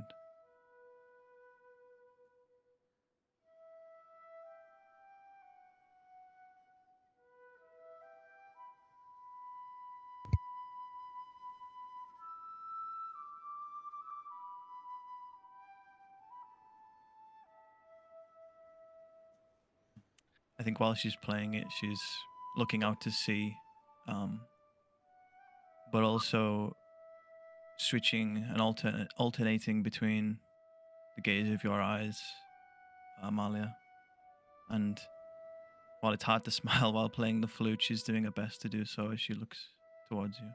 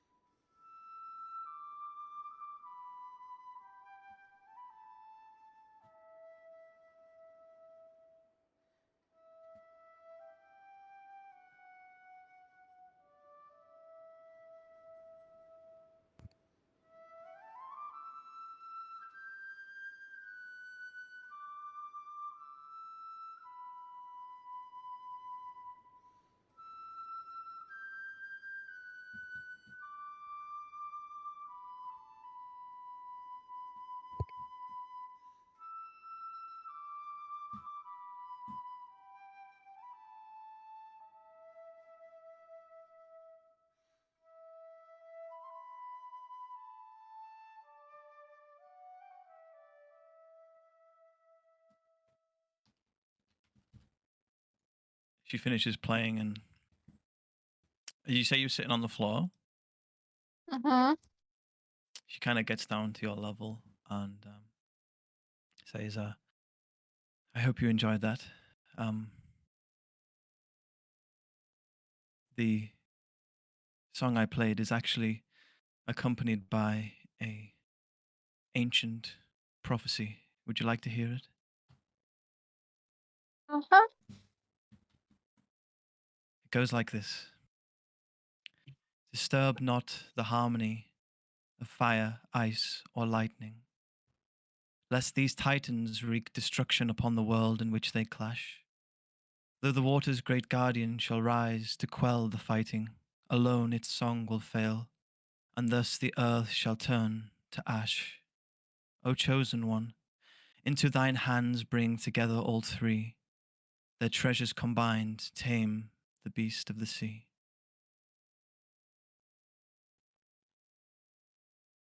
Oh, what does that mean? I am yet to discover the ultimate meaning of the prophecy itself, apart from what is said in the words, but I find the piece beautiful and the accompanying text equally as so. Yeah, you kind of had me a little bit in a trance as you were playing. Maybe that was intentional. Okay. Oh, cool, cool, cool, cool, cool. Trying my heart pitter-patting in like my throat. I really needed this moment, Amalia. Thank you. You're welcome.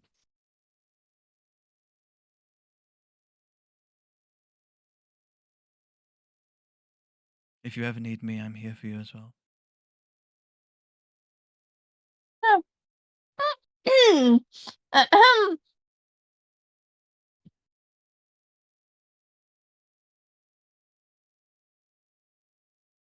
I can't get over Vila's face. I know, right? It's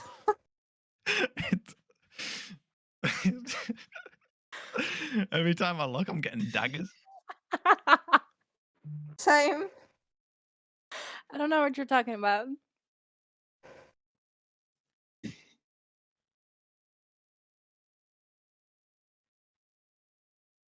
Yeah, we can fade to black on that scene if everyone else is cool. Very well. Yep. Please. All right. So the day comes to a close. What is with... Sorry, something's weird's going on at the moment. So the day comes to a close. I presume you all turn in for the evening. Yeah. Yep. All right. You all go to bed.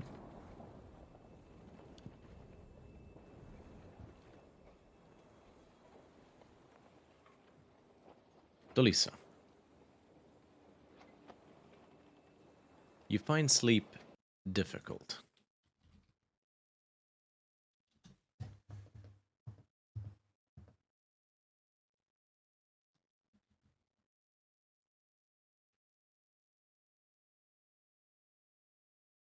Can't hear you.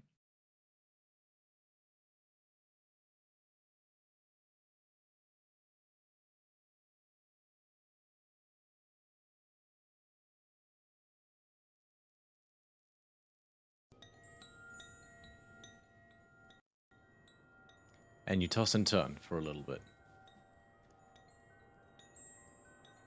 But before long, you sit up and you're in a bed full of flowers. And it's weird because it's a bright sunny day.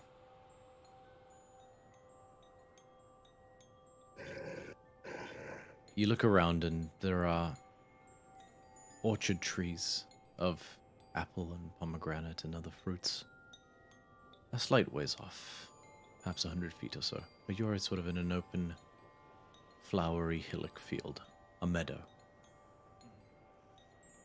And you see a flock of doves that aggregate and form almost like a fluttering cloud in front of you before they part, revealing the beautiful figure of Amaranthe, her long red hair cascading past her feet, her signature sash that she wraps around herself, white, and the adorning jewels.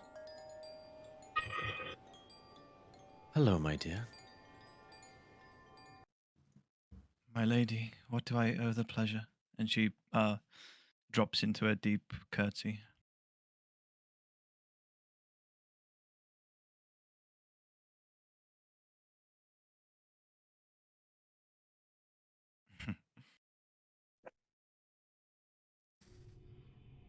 I came to talk.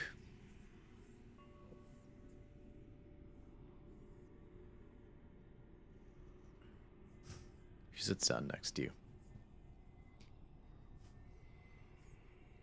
Could feel your distress like a beacon all the way in Nyx.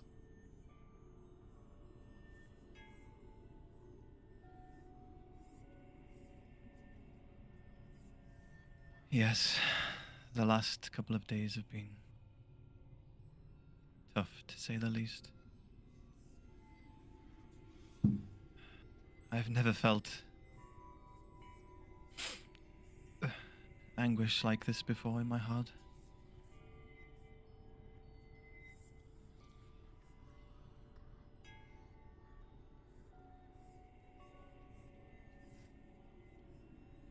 I can imagine so.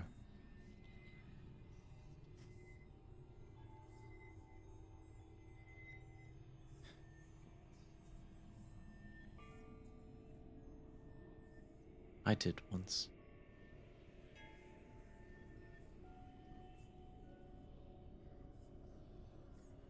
But it matters not. What do you feel deep down, my dear?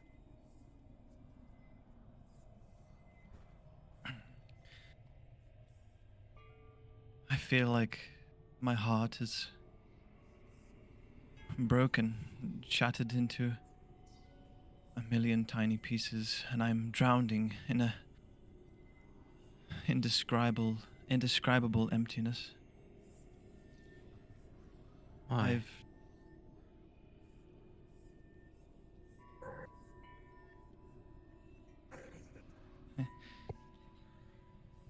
I'm not naive enough to know that you have probably seen it, but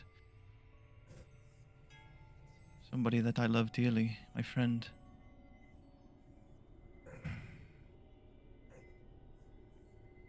You can see her body language. Her body language kind of retracts as she evidently feels discomfort in the recollection of memories.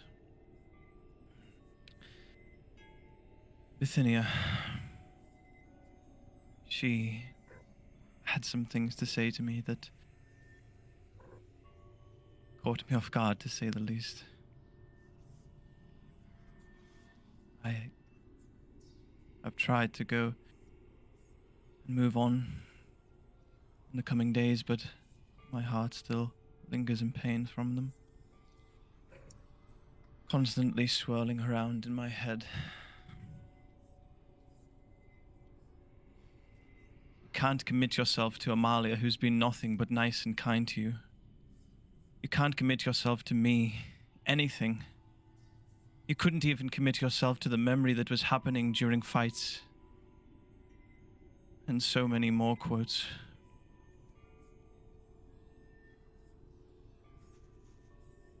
Bithynia was hurt. Like you are now.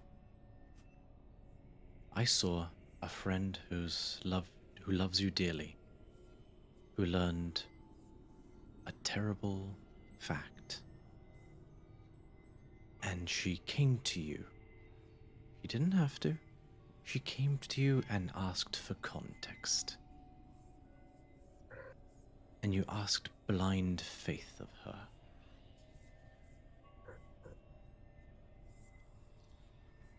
Now, you are my bright jewel, little Lulisa. So I ask you, how might you have reacted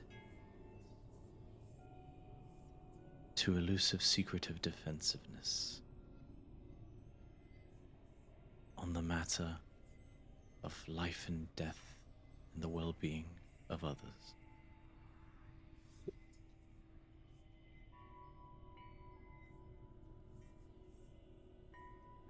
It is true that I would have reacted in a similar way. You are not wrong, my lady. What pains me the most is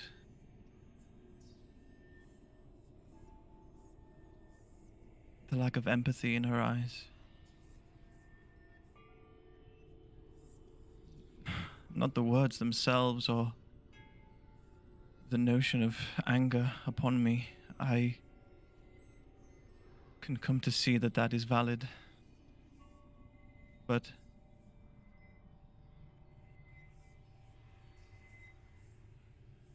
I just didn't. Perhaps I was naive to think that my friend could not pierce my heart with such words. But perhaps, as you say, as you outlined, that it was warranted. Are you perhaps a little blind to Bithynia's manner of being? She is a creature of logic. That is how she expresses herself. Even her deepest loves, her greatest joys, every emotion are expressed through a different lens to you. But she does not feel these things any less. Just because one does not express how they feel in the same way we do, does not mean they do not feel these things. It is up to us to seek to understand. Bithynia sought to understand you that moment. You did not.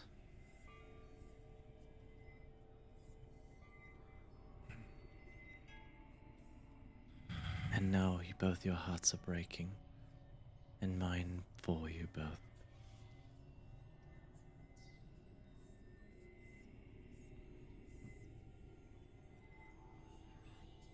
Your words ring true, my lady, as do they always, and I resonate with them. Remember, my dear, You're right. for your own sake as well. Blind faith is not love. It is fanaticism. Real love should feel as real as the earth beneath your feet. As valid as the most meticulous of calculations. Or otherwise it is a fantasy. That's why it's called real love.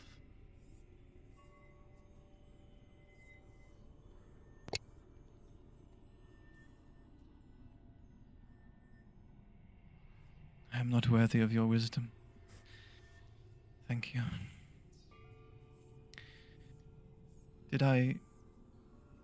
Should I have told her the truth about Dragon and cast aside my oath of secrecy? Or should I have just not entrusted her with that letter in the first place? Where did I go wrong? You have your secrets, as she does hers. I do not think anyone expected you to simply divulge everything. And all in this group have sought to withhold for their own personal reasons from time to time. But you gave her nothing. No, nothing to assuade her. Nothing to go off of to give her any form of peace of mind. You could have simply told her that there was more to what she knows than she has heard. You could have. An olive branch, if you will. That might have sufficed. What your error was putting up a barrier entirely. I understand. One can be frank without divulging everything.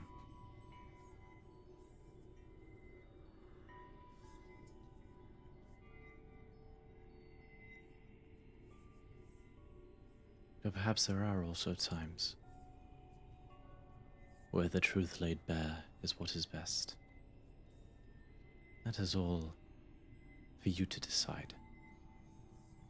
No one can know that for you, not even me.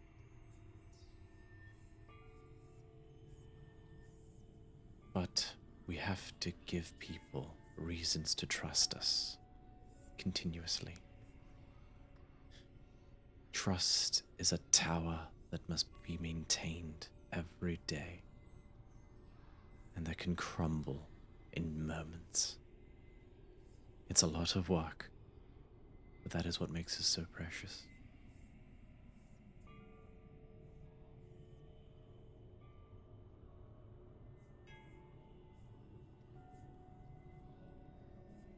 He nods in acknowledgement.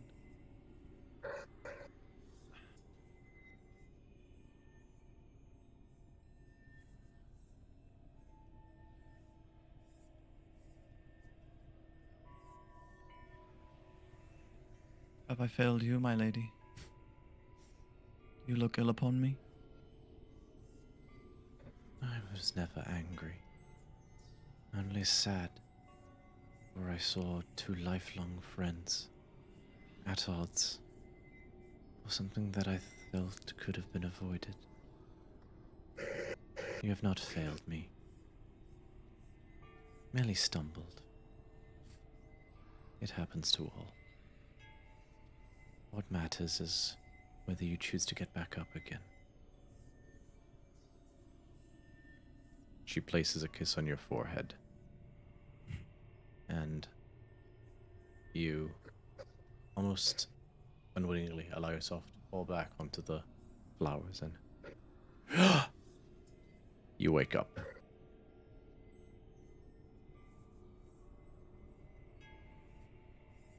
He just looks up at the ceiling and clutches her holy symbol. Thank you, my lady. You've always been there for me. I will do what is right. Bithynia.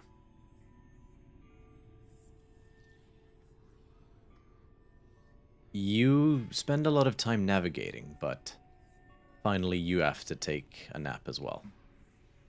And as sleep comes to you, you find yourself once more in that long, impossibly tall hall with the white marble columns as hundreds of feet across.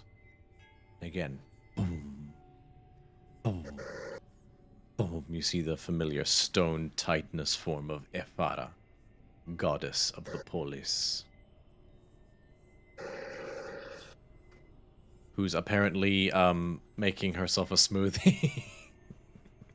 It's like, here, your PC, your computer, babe.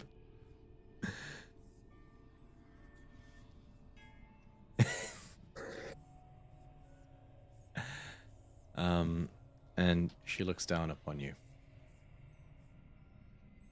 Bithynia. She'll look up and bow her head with her hands clasped.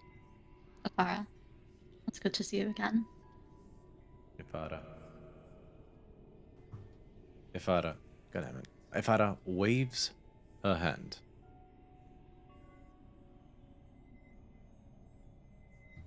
Join me, my dear. And you see, you feel the ground beneath your feet begin to rumble as a new column is emerging from the ground where you are standing. And you are raised hundreds of feet into the air until you are at eye level with Ifara, who herself stands maybe a mile high. Or maybe not a mile, like a kilometer high. She's a...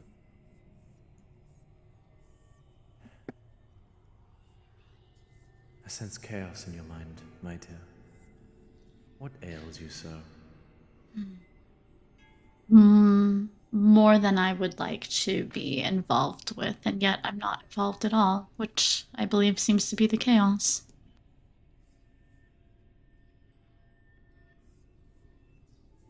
You speak of your discord with Dolisa.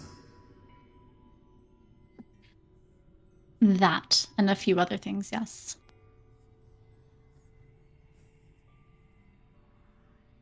My niece is speaking to her this very moment.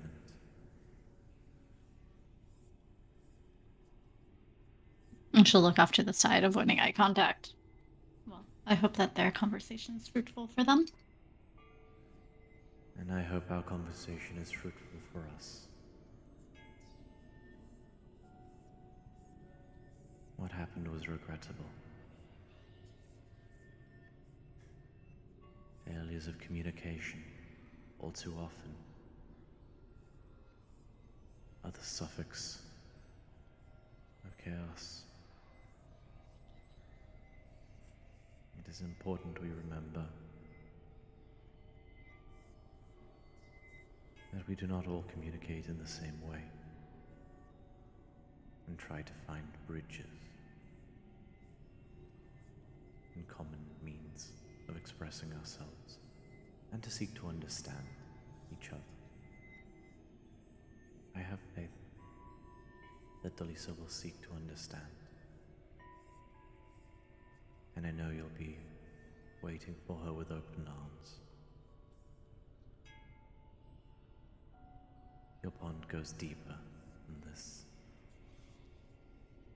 That is immutable.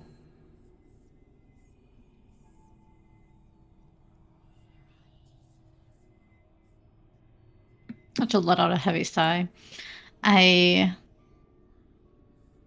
have never and will never not have her in my life, but whether or not she'll have me and hers is a different question that she's made clear. As I've been quite clear that while having those in her life that are important, protecting Melitisse and Theros as a whole is at the core of my being. And I've needed to make it clear that those around me need to be equally clear about their intentions too. And if they're not, the communication needs to be there for why or when it will be.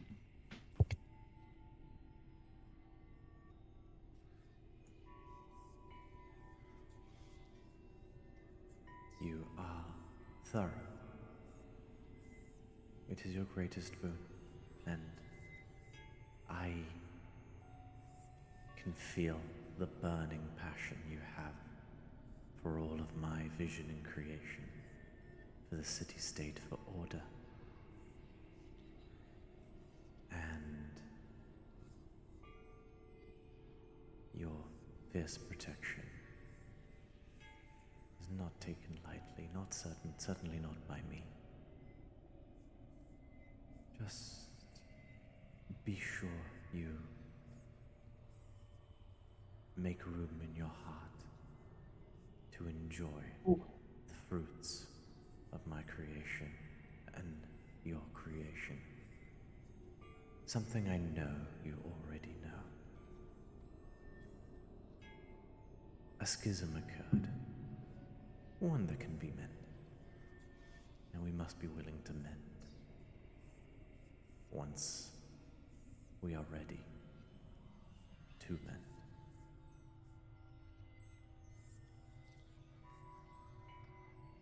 We do not make peace with our friends.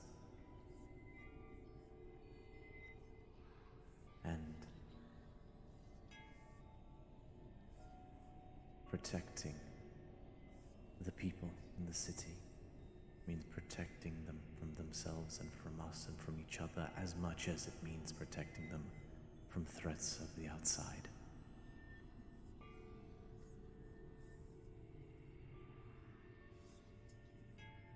And I know you know this.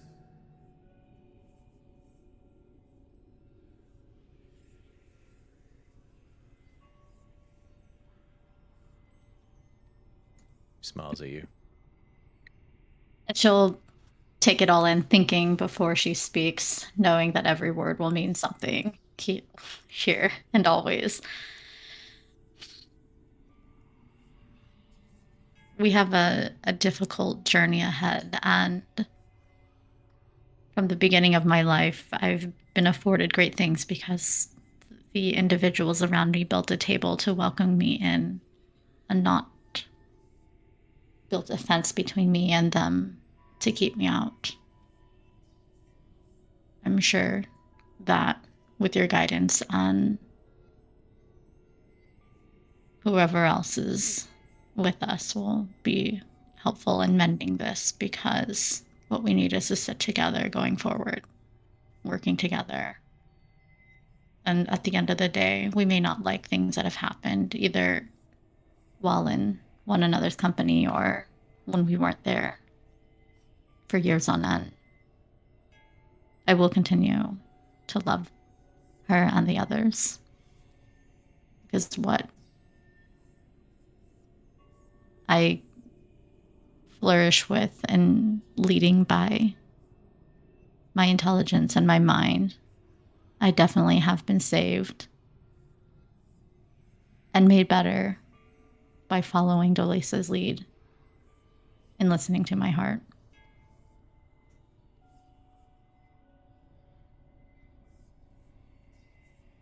And if it's possible, I will see if I can find a way to convey that in person, even if we have different ways of communicating.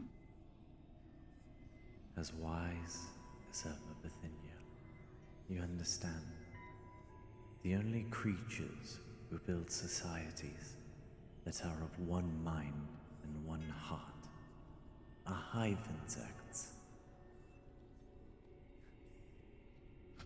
Amongst the mortal races, there are schisms and there are disagreements, and we use them to become stronger and to become smarter and to become more understanding. And I know you will bridge these gaps like you will bridge the gaps between the city-states. For you have always found the paths between people, between knowledge. You are a pathfinder.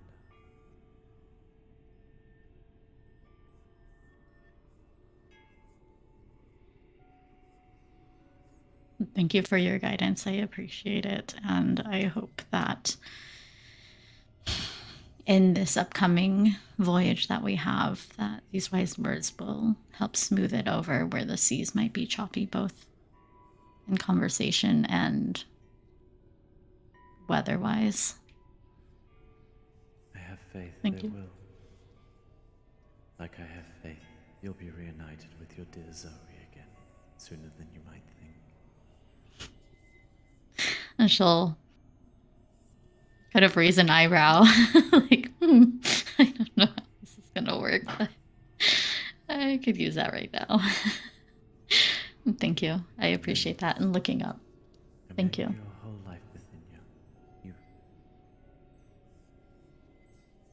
Like all, you may not always see the destination, but as long as you've had the next step in the path lit before you, you have kept going and you have found the next step and the next step and the next step.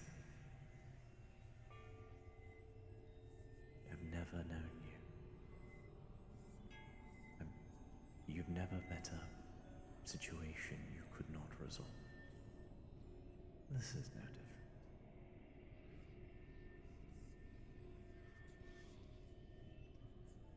different. And looking down, she'll just mumble to herself that ships are safe in the arbor, but that's not what's ships were built for. Understood. Understood. And I appreciate the confidence that you have always and have continued to give me in the one thing above all else that I have the ability to do, and that's put my mind to something and see it through to completion.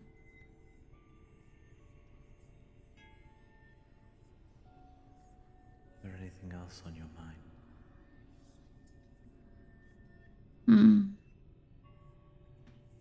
No, not at this point. I believe that we have everything that we need within Tempest to resolve things and make things better, not only for ourselves, but the future of Melitese and Theros.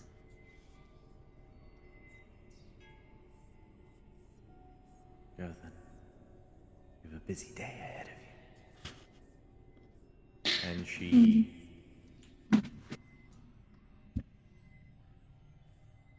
gently places you down. And as you sort of look up and crane your neck, you wake up as well. And all of a sudden, I got my voice mod capability, my Stream Deck capabilities back. The buttons are working now, so hooray! But daylight comes, and Cordelia, you're up earlier than everybody else, and kind of just relaxing on deck. You all get up and join her relatively soon. You see Calypso is sort of at the bow and is kind of just staring outwards, just a very steeled expression on her face. And Calliope is in the center of the ship, in an almost, like with her back against the mast, in a meditative pose.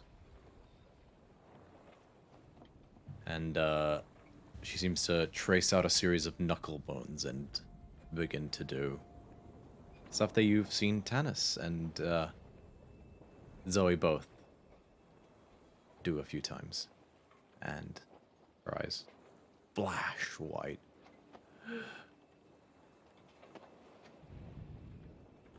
And she gives you a heading, Bithynia. And you begin plotting, and Hilira, you turn the keel. And you guys set a course. Now, can I get our lovely guest to please roll me a d20? Yeah. A natural 20. Nice. You just rolled for the ancient red dragon? It's gonna be bad. Theraxis is back, baby. Oh, hang on. Oh, that was it. Oh damn! I don't have Theraxis' voice up at the moment. That's the last time you use the toilet without flushing, botch. And the last time I let you use my bathroom.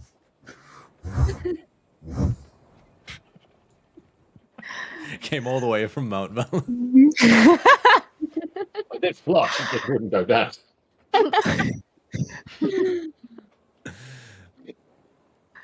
There was a watering can next to the toilet for precisely that circumstance. Oh, I've been using that for a midge. It's Everybody roll for initiative. No. All right, let me actually look at the real random encounter table. everyone else has got really like serious, heartfelt character development, and then there's me just talking about how much I love the god's toilet. The best part is I have genuinely tried to throw minor character development towards you, and it somehow always steers towards.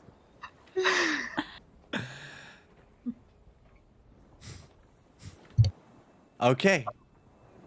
Helps. With a natural 20, the day starts off pretty sunny. But rolling clouds begin to aggregate. And the wind picks up.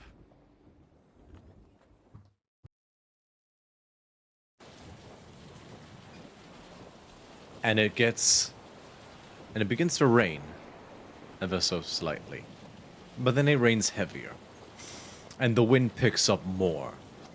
And it picks up more. And you feel this gale force wind blasting behind you guys, hitting the stern of the ship. And it's picking up more, and it's picking up more, and it gets to a point where some of the crew actually start tying lifelines to themselves so that they don't get swept off. Some of them are, you guys realize if you lean, like, towards, like, away, like, the stern of the ship, you can actually, like, get about a 45-degree angle. That's how strong the wind is picking up at the moment.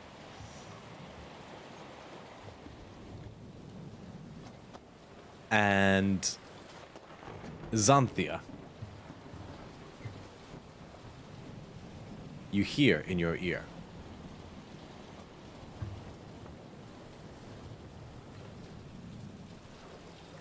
This path is yours to walk, my dear. But this gift I can give here and now.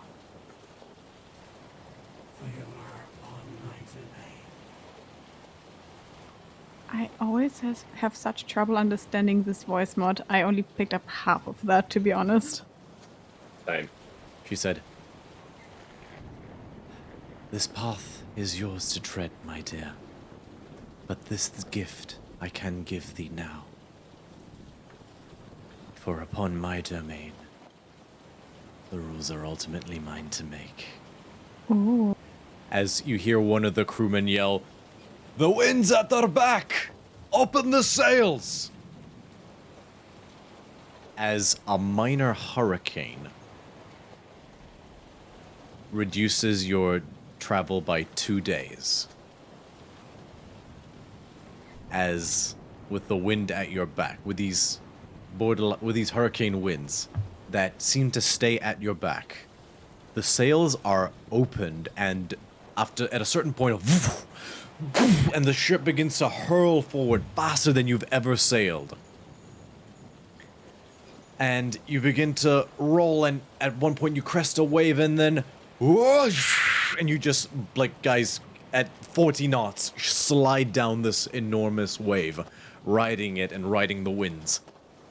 At a certain point, the oarsmen just, like, pull in the oars and give up, because at this point they're just creating drag. And you guys, over the next 15 hours, enjoy a very bumpy but very speedy ride. Because with a natural 20, a minor hurricane seems to fall exactly in your favor, and you gain 2 days of travel.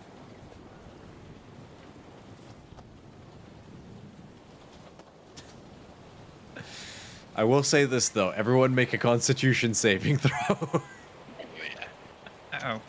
It's a bumpy ride. 18. 18. Succeeds? 10. 10 just 16. succeeds. 16? 16. 23. Can't do math. Amalia? Oh, that is so appropriate. Oh no, she was saying 1 second, I think. Oh. Yeah, thank you, Sammy. Okay, no, like, you... Raise your hand if you thought she was saying 1 second. Oh no, 1 second, no. Oh no, we thought she would think she got 1. Exactly. 17 plus 4. Okay. Like a chump. You're all... The kitchen stable. You are all a little bit just towards the end of it, but you keep your lunch down.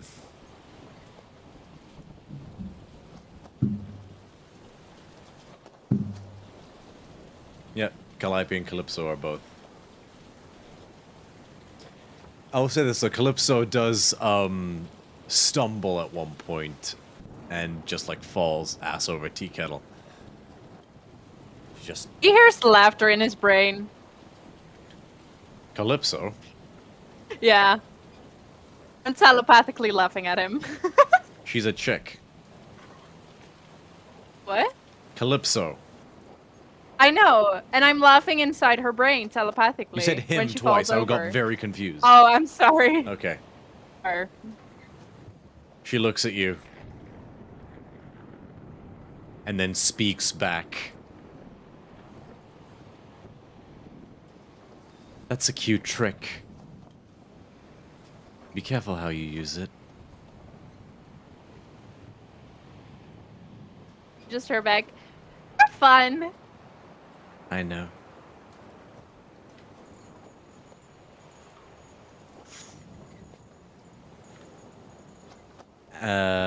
And 2 days of travel, boss? Does anybody wish to do anything during this time?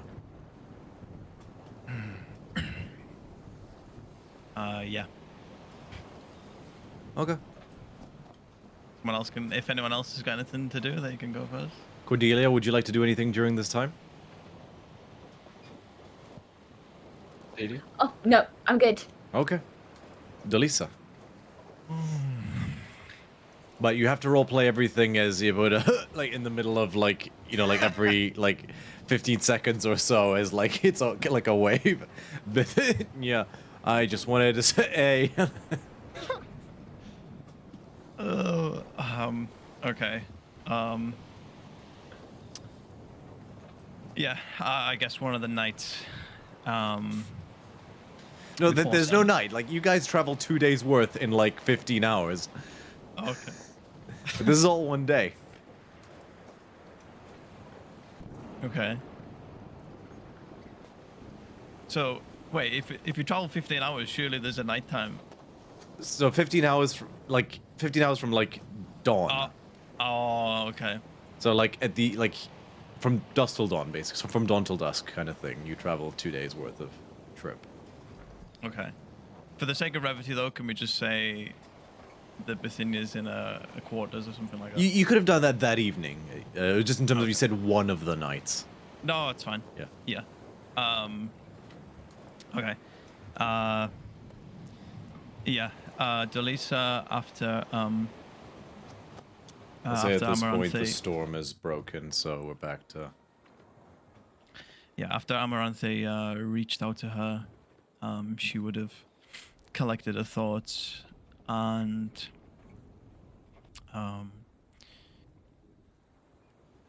dwelled on them a little bit, and eventually would have made her way over to Bithynia's room, quarters, whatever you want to call it, and knocks on the door.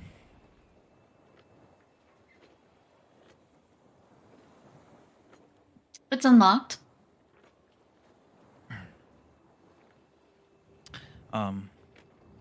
She opens it, and obviously you see Delisa.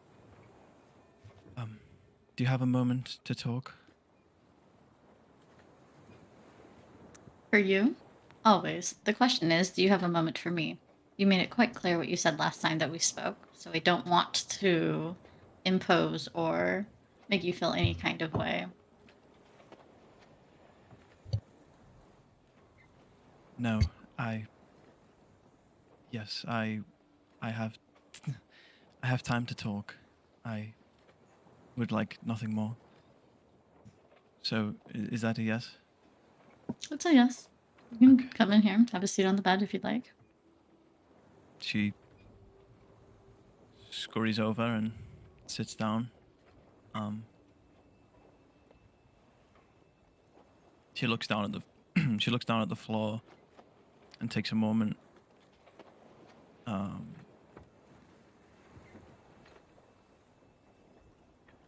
And then looks up at you to meet your gaze.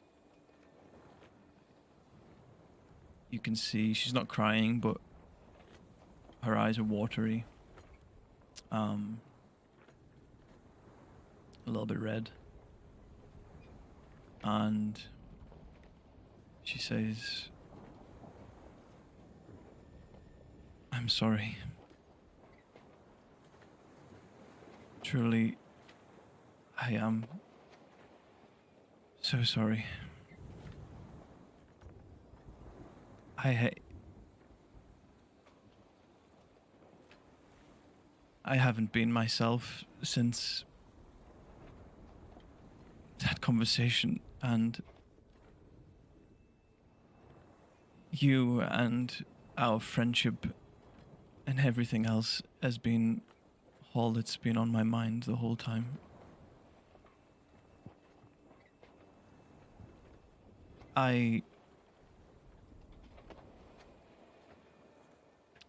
The moment I gave you that letter, I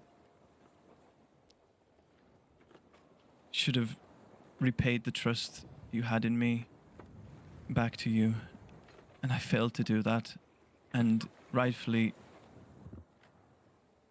you got angry and you said what you said, and after some time thinking about it, you had every right to do that and to be as upset as you were, Bithynia. I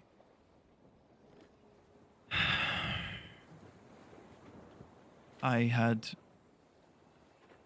broken years of trust between us in that moment, and you were angry and probably felt betrayed, and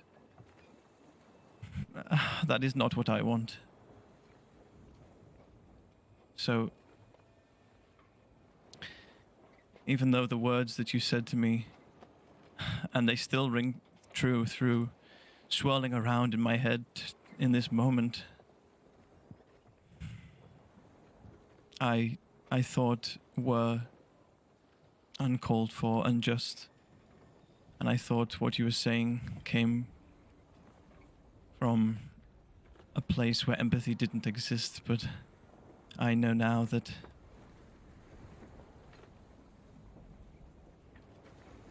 none of us are the same.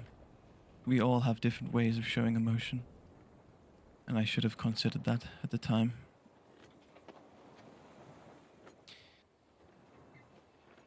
I am so sorry, and I want to do everything in my power to correct my mistakes and heal our friendship, because at the end of the day, Bithynia, I've never loved anybody more than I've loved you. Nobody has been there for me more than you have. And I can't throw that away on an individual argument. You're my life, and I want to have you in it for as long as possible. On good terms, not bad.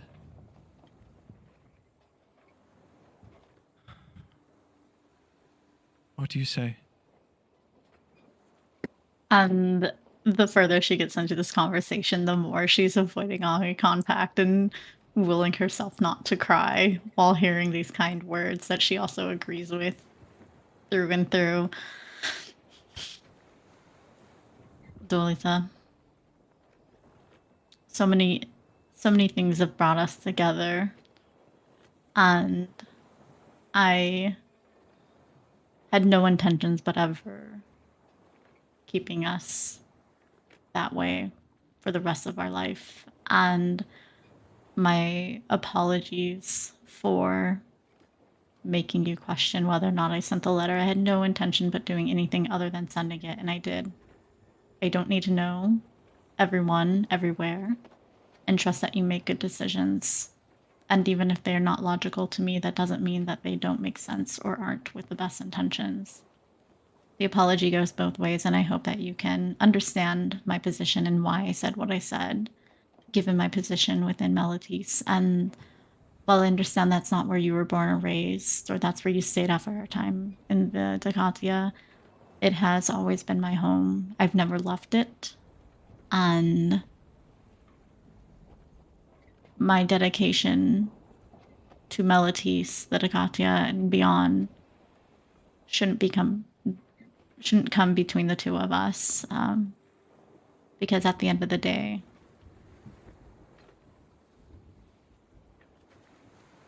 what is a bee without a flower?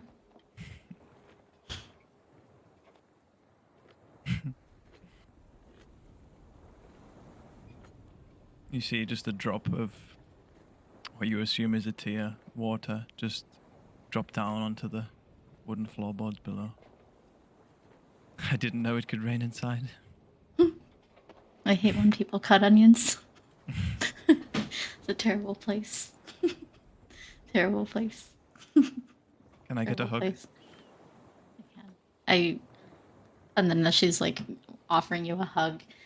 You were gone for so long after the Takatia, but the last 2 days has seemed longer than any other stretch of time in my life without you. Having you so close and yet not available in any way has been nothing short of misery.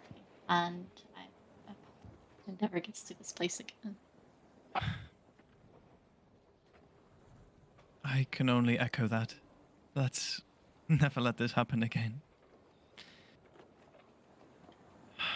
I lost my spark without you.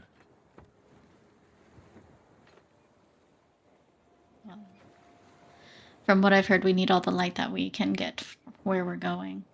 So, I'm glad that we are back to where we were and here to pick up the pieces yet again.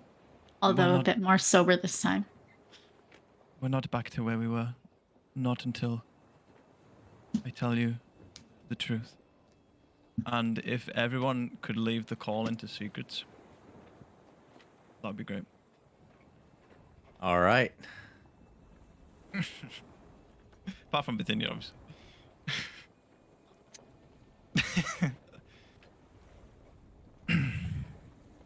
We're not back. We're not, well, not back, but, at least making our direction that way. I need to tell you about the letter. And let me start by saying I cannot tell you everything. But what I've realized is there are some things I can tell you.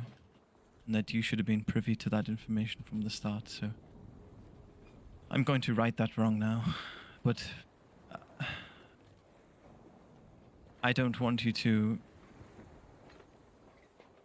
have to... swear an oath of secrecy yourself, but if this information could stay between me and you for now, then I would greatly appreciate that.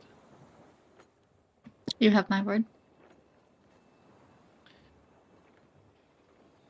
Remember an old friend of ours, Magalo? The one from college. We met her at the bar more than once, yeah? Yes. Upon graduating and her death, wanted to investigate into her life more, see who she was and what she did. She was always very secretive and mysterious, and I wanted to know more about her, and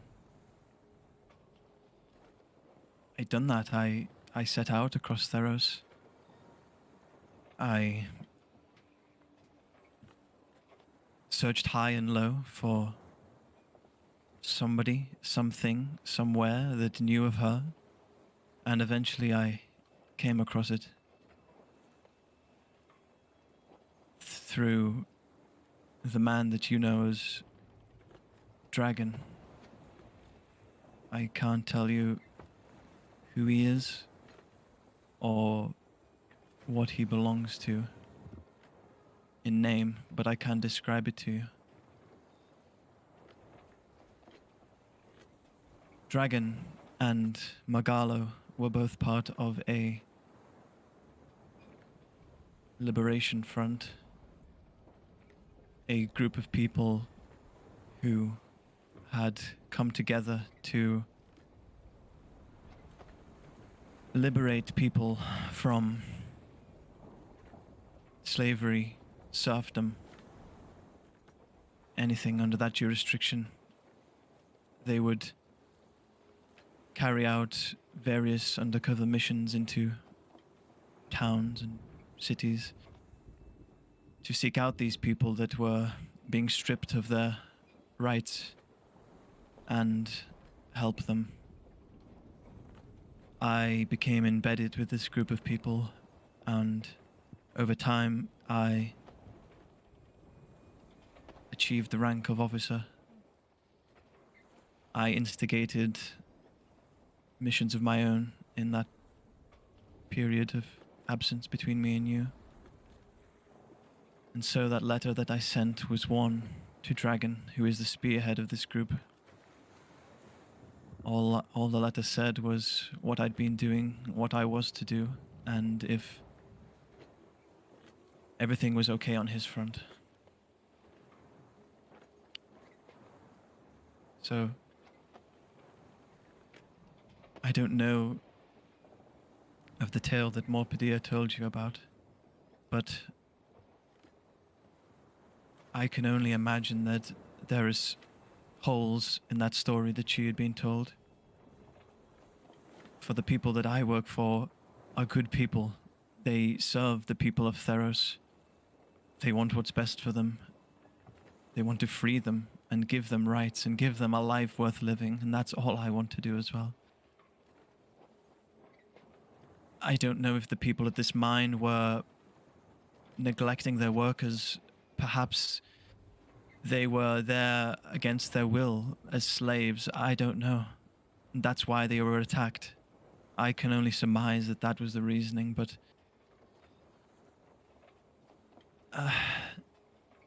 that's the best explanation I have for it. And again, these people are not bad people. So, yes, I did the wrong thing, and I should have told you this to begin with, but at the end of the day, knowing this information can put you at danger, and I didn't want that either. But there you go.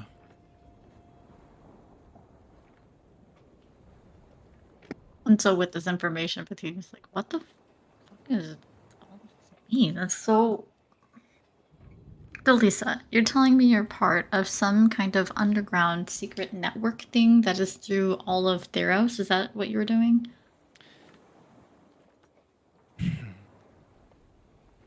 Flowers can thrive even in the darkest of places, Bithynia. But yes, to answer your question, I guess that's what it was. Or is. I still am a part of that group. I've just prioritized helping Tempest for now. I guess ultimately ideals can align with each other. Are you at danger for not being with Dragon or the rest of these individuals? Perhaps. I don't know for certain. There are higher ranking members within the group, and obviously through that they are more at risk than I, but I could be.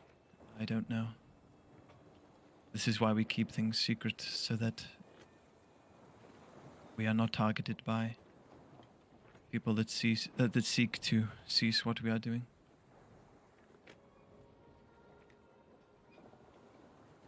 And so Bithynia is going to ruminate over this in her brain for a few seconds before speaking. Well, my apologies again for what Moltadia told me. My approach to you wasn't necessarily less than accusatory, but only based on what I've been given by a very reliable source. But like in academia, we like to have at least 5 sources cited, so it wouldn't have been the last in my research to see what I could find out about them. But at this point, I think that I don't need to learn more. Less is more, and the only important thing that I need to be concerned with is your safety. Are you safe here? Yes, as far as I know. I don't often show my stealthiness, but I can creep around every once in a while.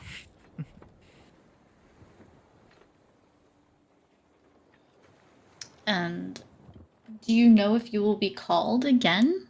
I mean, is there a time limit on you being gone? I don't necessarily understand to what capacity Dragon will demand of you if you're here with Tempest. That's a good question. The work in itself is voluntary. I said to him in the letter if he needed me, he should call. He has many other ranking officers in his ranks that he can call upon if he needs to.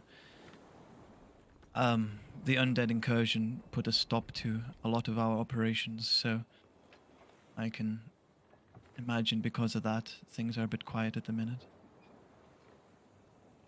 I guess the quicker we solve the problem of Timaret and his undead army, the quicker that Dragon will need me once again. But my unwavering priority is with you and Tempest at this moment in time. Understood. And then she'll rummage over to her things. So, the island that you were from, and she'll have paper in a scroll paper. You're from a very. I don't know. I don't know where I was born. I grew up in the streets of Delathon. It's not an Correct. island. It's on the mainland. Right. So the island that you were born is unknown. Right. But there's an area, and that is in. Where is that in Theros again on the map? Talking about Delathon. Yeah. Mm-hmm. So it is on the Lindishorn. It's the largest of what would be described as the old world cities that existed before the Age of Tracks. So is that on our map? Yeah, it's Yeah, the if you open up second the map that you've spike of the... If you got like the big Theros Peninsula that's got Meletis, and then the other land protrusion that's further down called the Lindishorn, Delathon is on that. It's in like the bottom left corner. So, question for you then. When was the last time you were back there?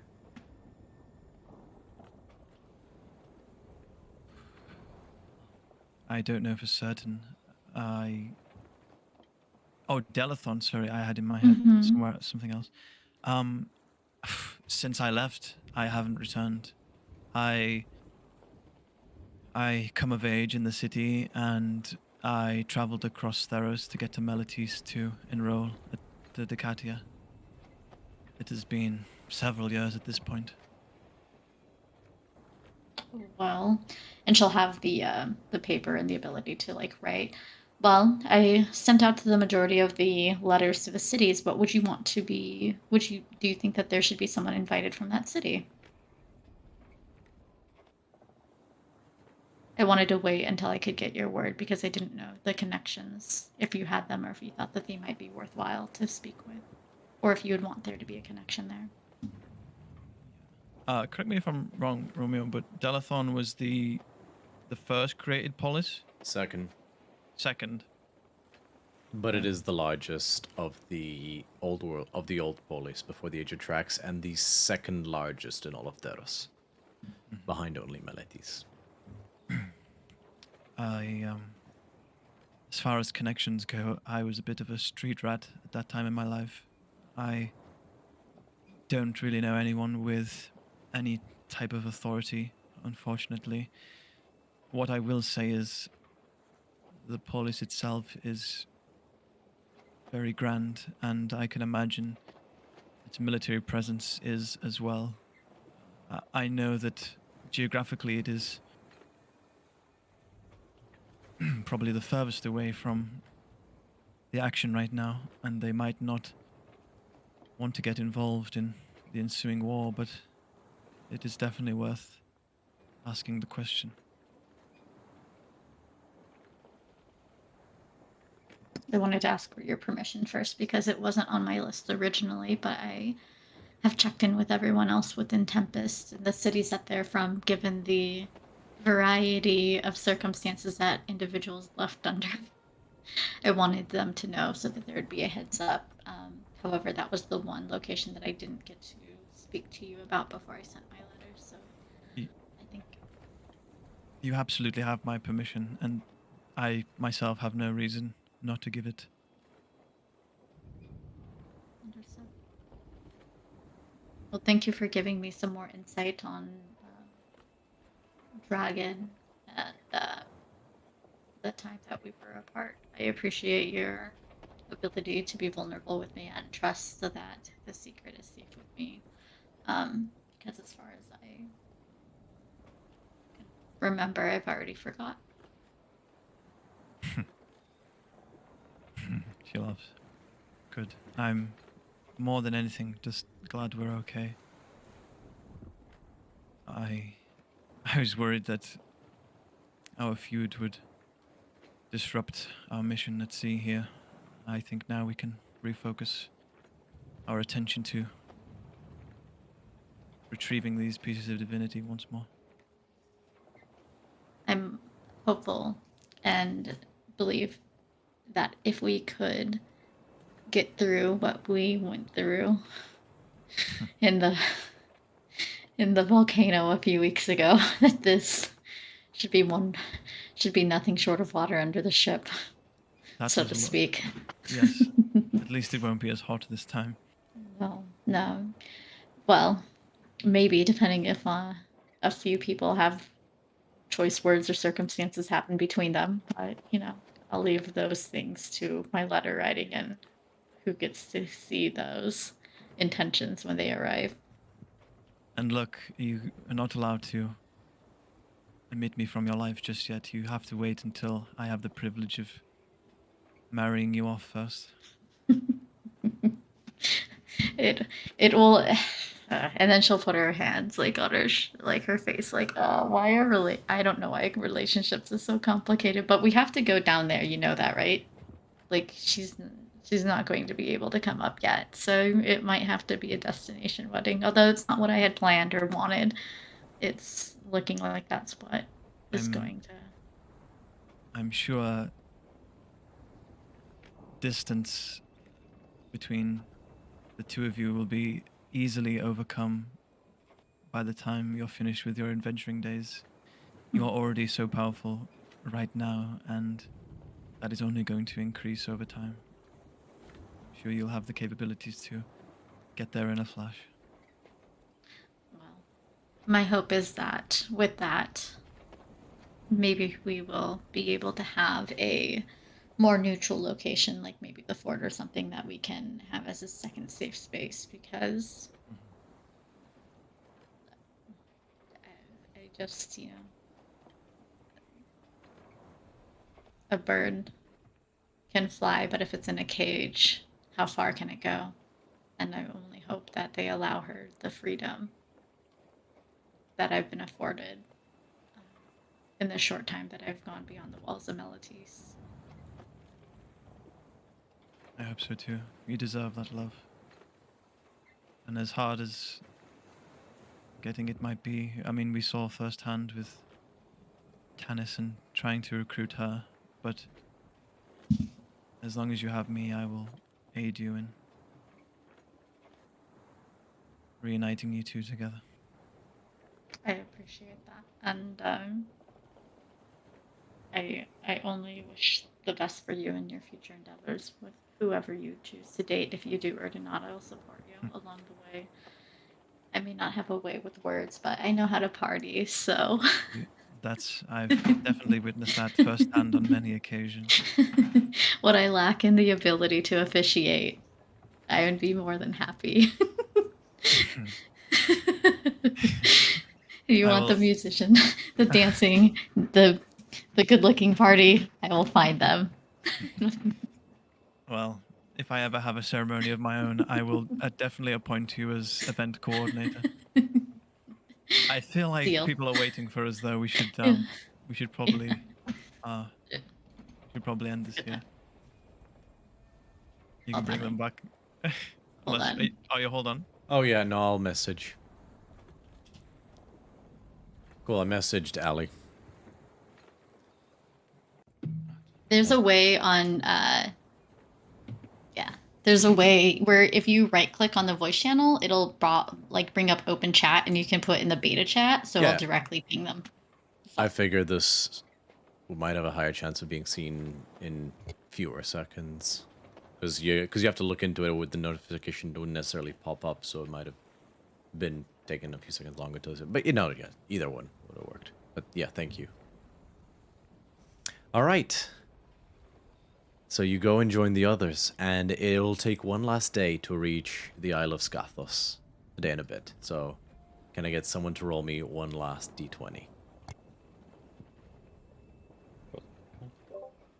Oh, yeah, you can. 13. 13.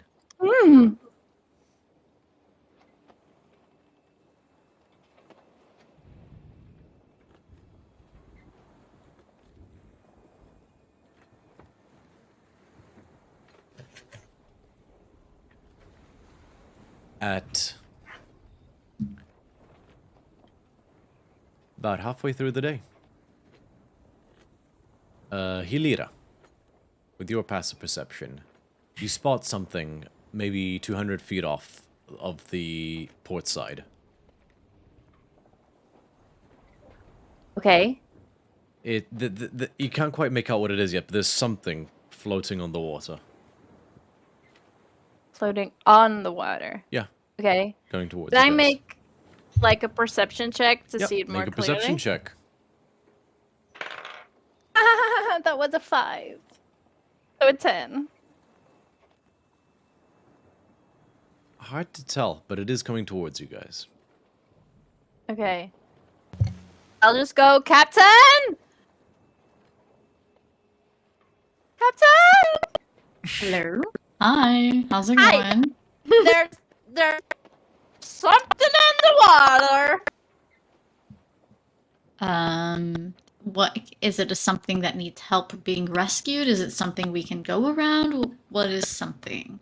I will grab Bethinia's head and just go like, look! And just like, scooch your face like right beside mine to like look at it.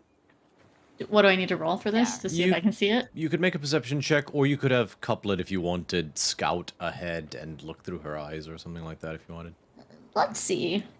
The hands around my face. What do I perceive? Oh, that's not that wrong. 18. It looks like pale, like sort of like a pale brown rocks floating on the water. Each one would be Alright. about like maybe this big. That might be an island. I don't know. There's only a few things for now. Is it like what is the weather condition? Sunny. Sunny. I think that It's definitely not an is- island. You can tell it's less than 100 feet away, and they're like smallish rocks. Can I tell if it's alive or if it's just rocks? Looks like rocks. Doesn't seem to be moving. I think that maybe we should avert it. We should go around it. We should slow down and go around because I don't want to hit it and I don't want to slow down for it. You guys start to see this as well. You see these pale earth-colored rocks just floating on the water and drifting by you guys.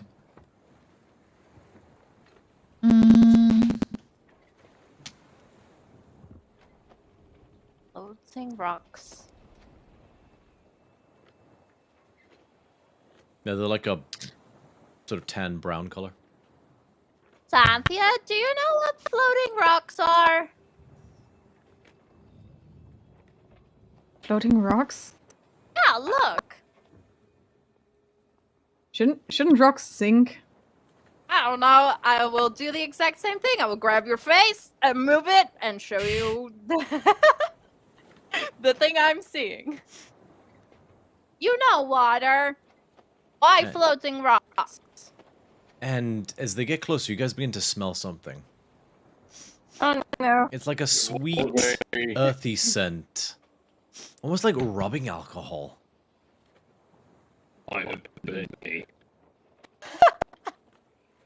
How far away are they? 50 feet, they're kind of just drifting past the boat.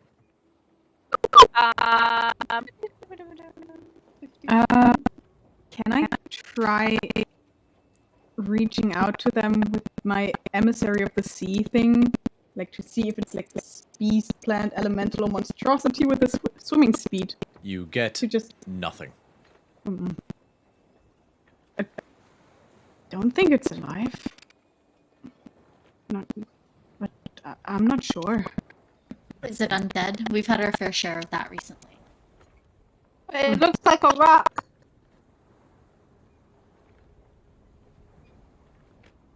Question, is there anything on the boat that I can like throw at it? See if it like There's rope, maybe a net. You'd have to fashion something and you'd have to move quickly. How far away are we? About 50 feet away from it. Okay. question, is there a cup on like A cup. yes. You could go get a cup from downstairs. What are you doing, Xanthia? Okay, I'm going I would like to reach out with my divine sense.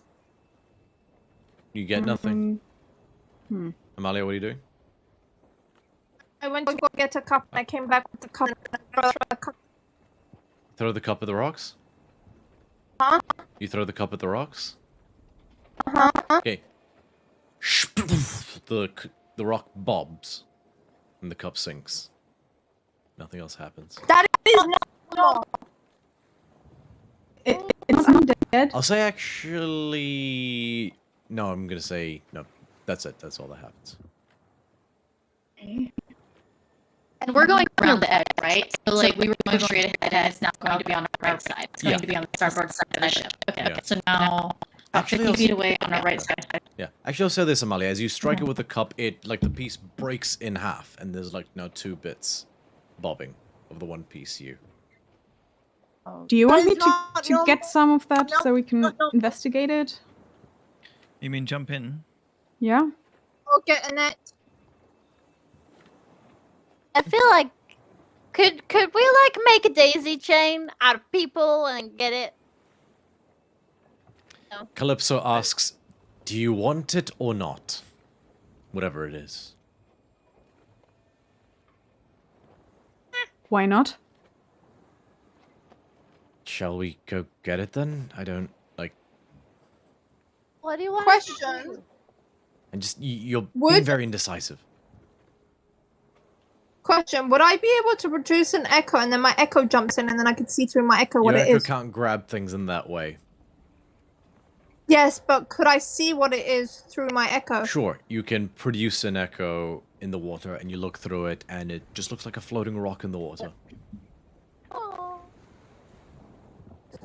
Yes, but rocks don't divide. There's no rock. It's floating past you guys. I'm jumping in. Okay. Hello. Xanthia dives in and immediately as she hits the water, a pair of jaws swallowed. No, I'm kidding.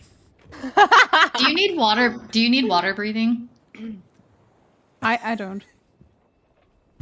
Hilera? I'm do have- jumping. I've jumped. I jumped after Xanthia jumped. But You'd have to cast it as a ritual, Bithynia, which would take 10 minutes. well, you're in. Hopefully you don't need to. I'll just drown. It's fine. Okay. That's the title of the episode. I'll just drown, it's fine. Okay, Xanthia, it's easy enough to, especially with the trident now, you leave Hilira in the bubbles. Swimming speed of 90 feet, babies. And you go right up to him. So in total, there's maybe like 6 or 7 rocks about this size, of sort of various sizes, of this stuff. This brown rock. You pick them up? Mm-hmm. They feel kind of soft and waxy in your hand. They're not, it doesn't feel like, so it's solid, but it's, you feel like it could break it apart. It's almost like stale bread, maybe. Strange. But it's easy enough to swim back and forth in a few trips and gather them all up. And you have 6 or 7 of these sort of waxy rocks now on the deck of the ship.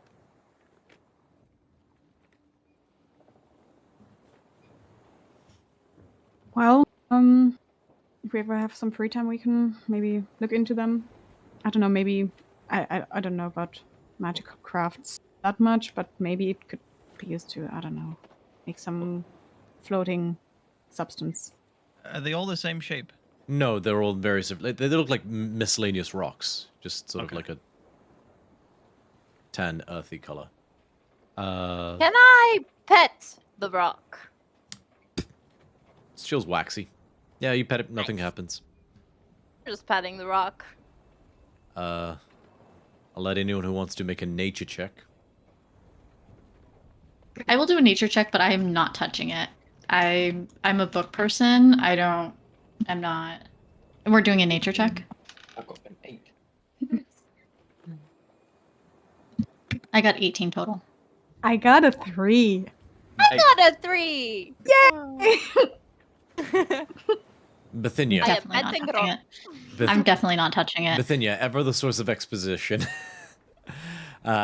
You've, well, this is interesting actually, this works out well. You've seen this stuff once or twice, used in, sometimes as a component in spells at the Dekatia. You recognize it, this sort of like waxy brown rock, and you know that it's you remember hearing about it and learning that it's produced in the digestive system of sperm whales. It is most commonly known as ambergris. Hold it. And it's worth a bit of money.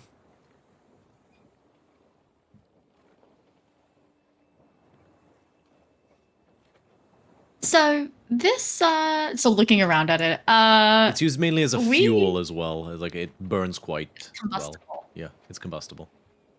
So the upside is this is a good find. This is worth a lot of money. The downside is it's kind of flammable, y'all. So, yeah, yes, curious. I'm still not touching it. It was on the inside and now it's on the outside, and I'm not a water person.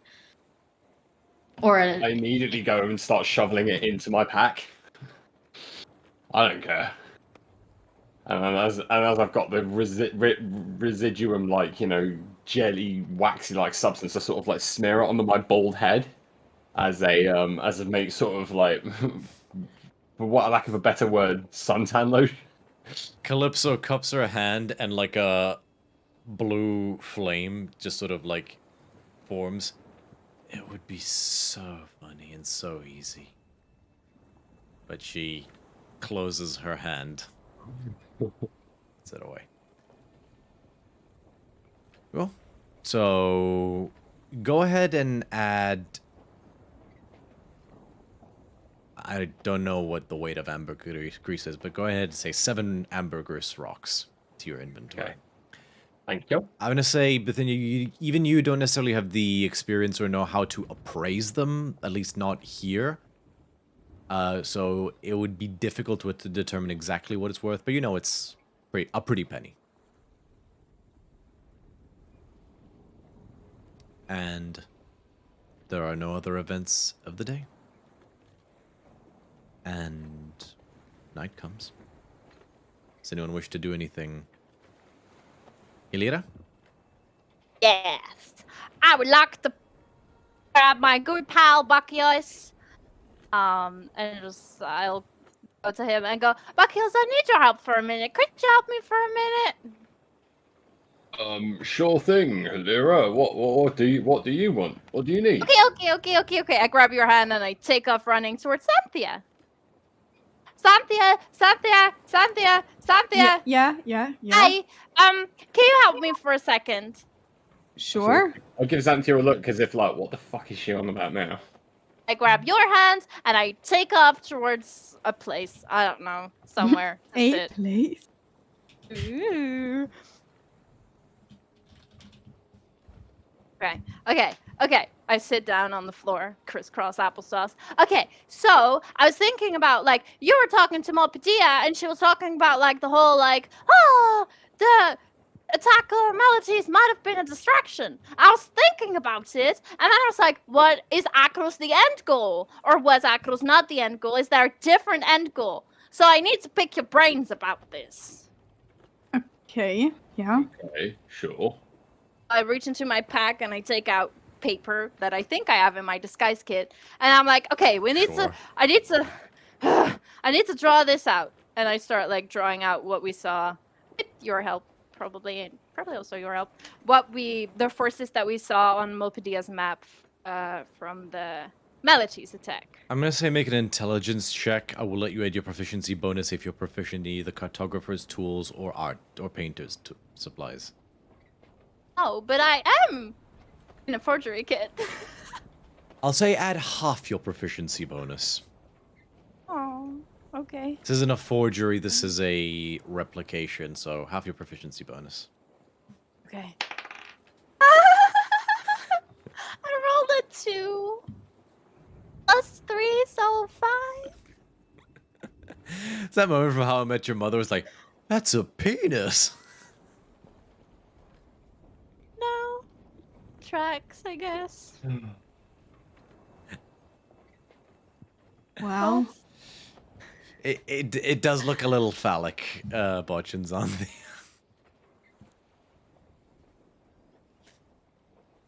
also your guys' fault because I asked for your help. we all drew a dick together. Listen, right? Can I walk in on I this? divided the Yes. structure of the shaft. Xanthi did the head. You did the balls. You okay? can This walk is in on like this, a Bithynia, I'll network. say, sure. Okay. Because I was there when this map was done, right? Yeah, you were were there when it there. was being presented, yeah. So now that I see you somewhere wherever on your ship, Uh-huh. looking at the three of you sitting on the ground with this massive dick pic on the floor. am I is this another what the fuck is that? Like I would ask if you need my help, but it looks like you have it under control. Are you okay? Bithynia, you hear Ifada say, The map of melodies. Why did she obviously. draw veins?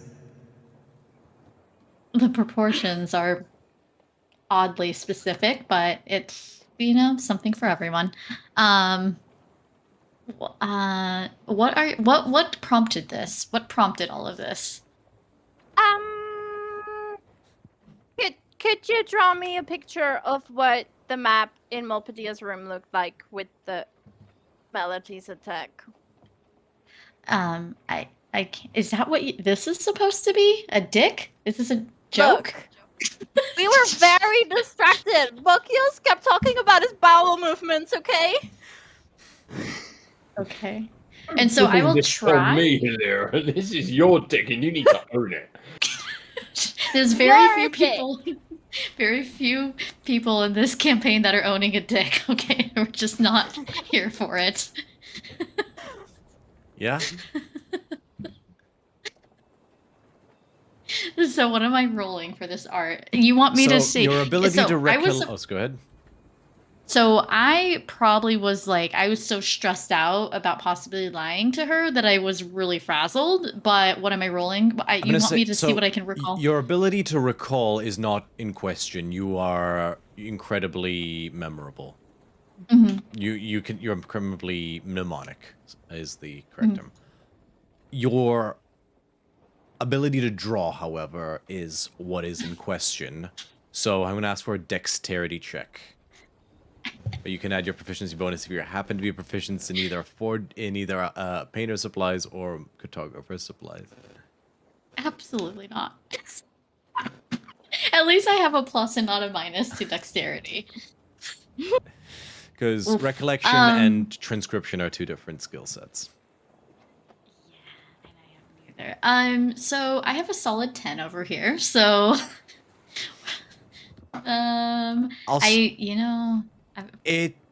You get the idea across. You didn't draw dick butt. Let's put it that way. There's a lot of the detail missing, and it probably wouldn't pass like a. You couldn't sell it at an official cartography office, but it's functional loosely. So, the map, and then as she hands it back over, the map that I remember didn't have any phallic shapes on it, but this is what I could remember.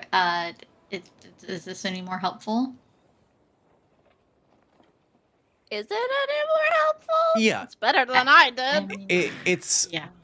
It has the level of accuracy that like a storyboard would compared to like an actual movie scene. So you get the idea, but it's not detailed. Imagine it's like Google Maps when like you can see like the city, but not necessarily every street. Yeah. There's like no Earth view. Yeah. It's like you have the area, you have the general area, but yeah, spot on. Very much like that. Do you think Akros was end goal? The end goal. It's my end goal. I mean, once Akros is gone, what else is there for me to lose? So for me, yeah, that is pretty much endgame. Calliope whispers, I think she meant by the bad guys. Oh shit, yeah. I have no idea. All I know is it's not going to matter because they ain't getting Akros. Not if I have anything to say about it. Yeah. Guess you're right. But yeah, also said something about that maybe Timaret just wanted to scare us into submission, and I don't know too much about Akros, but I think it is very intimidating if he manages to suppress them in the first place. But maybe there is something within the city that he might be after. You might know more about that, but Would I there be don't know. something in Akros that would be interesting to the undead? Roll a history check. These have been betraying me today. I rolled another 2. Oh, my dice Am I are allo- going in dice jail. Am I allowed to roll? That's a 7 total. It's gonna be a different DC, but I'll say yes, Bithynia. On history? Yeah. Heliada would Is there something... would be privy to knowledge that even you would not be just by virtue of her position, so you'll be rolling a different DC. I got a 28 total. Nice! A 19 plus 9. There are a myriad of... Any of the Grand City-States would have their own histories and treasures and artifacts, so... You know, Meletis has the Erudite Repository, which is rife with many things of great power. There's a few different artifacts of the like that within Akros that might fit the bill. It feels like a stretch. So I don't know. So the question, my apologies, I came in late. So you're questioning if Akros is the end goal for them? And if there's something special there? Because quite possibly, I don't necessarily think that there is, but there could be some things. I think that maybe it's a balance. There's something there and there's something in Meletis. You know, when I was sending out the letters, my goal was to flank Theros because I don't know anything about war or like the battlefield or anything. But I know that like if you take people on both sides, then you can like corner the people in the middle. And so maybe like when Malpedia was talking about weakening or like putting fear in, that was their way of flanking. Not necessarily destroying, but weakening it all the way around in a way that's opposite of how I'm trying to work my way around and strengthening the different cities. But I believe there's something of value in every city. But at this point, it's possible that the greatest value is dividing the mindset or instilling the fear or the thought that there's a lack of safety, not only within their city, but beyond. Especially Akros, the city that's been built on what they're built on.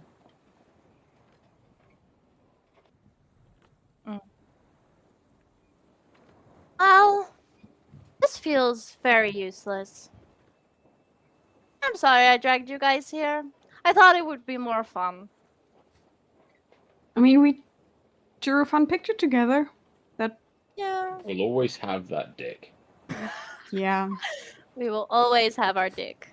One of the crewmen passes and says, "You give that to me, I'll put it up on the mast as the flag." Done. Would you? Of course, this is too funny. And he's a scrawny fellow. He puts like a knife between his teeth and he just climbs the... He's like, he's the one guy on every sailor's crew that's like skinny as hell, good at climbing, lanky, and he's in the crow's nest. He's that guy. And it isn't long up on the morning of the day after that you see land in the distance. The Isle of Scathos. And as you're pulling closer to it, Cordelia, you're kind of just sitting with your legs over the side of the bow of the hull. And you sense a presence behind you. And you turn and you see Calypso. Calliope's off reminiscing with her old friends, but Calypso sits down next to you. Hey, kiddo. How you doing? I'm alright. How you feeling? I'm concerned. I've been thinking, you know, you and Calliope went off the first day that I met these guys. And it's been running through my head what you guys were talking about. I'm worrying. Is it about me? It's not a... You know how I get. That's why we love you so much. It's not about you, that I can assure you. Okay. It's...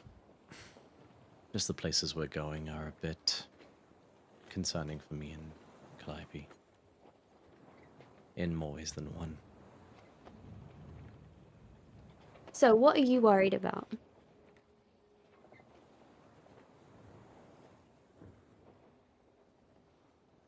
Well, number one, our safety and your safety.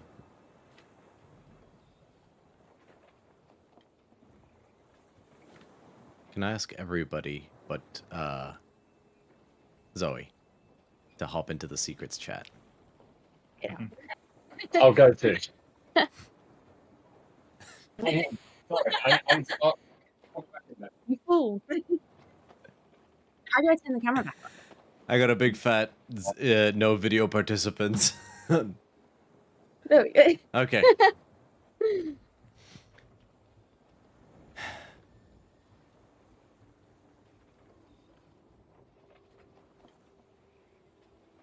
Honestly, I've been to Miri before. The second island.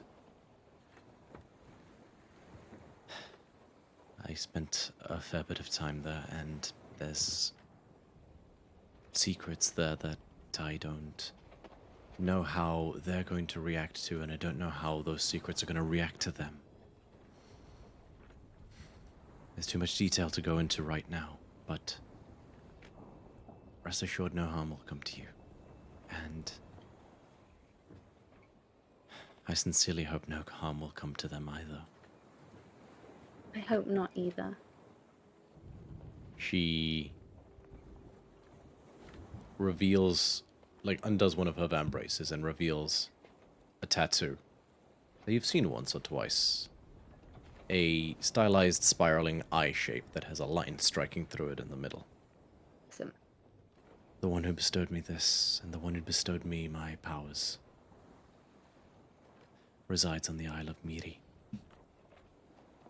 Is he dangerous?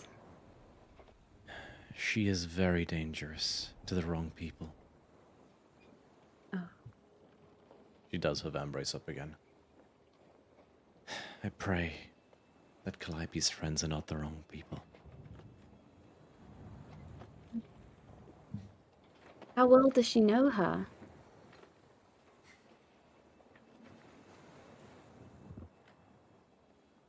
Calliope, not very well. But she is the one who helped me find the means to bring you back. So she has the capacity for good in her heart. She is simply protective. But as long as they are as good as Calliope says they are, you may be alright. Okay. I'm sure we'll be fine. When the three of us are together again, we can take on anything. I love you, sister. I love you too. Little whisper. And she presses her forehead to yours. Before she Okay. gets up, shing, stows her sword. Alright, let's go fight a Gorgon. Always the badass.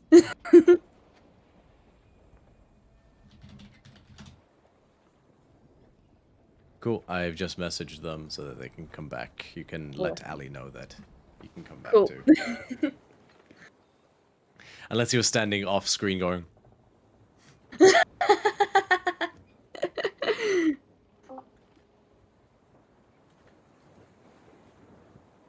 Welcome back.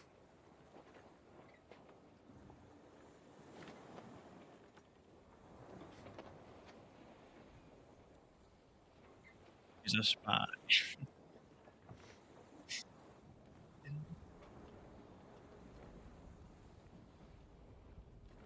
You turn and see Cordelia and Calypso are gone.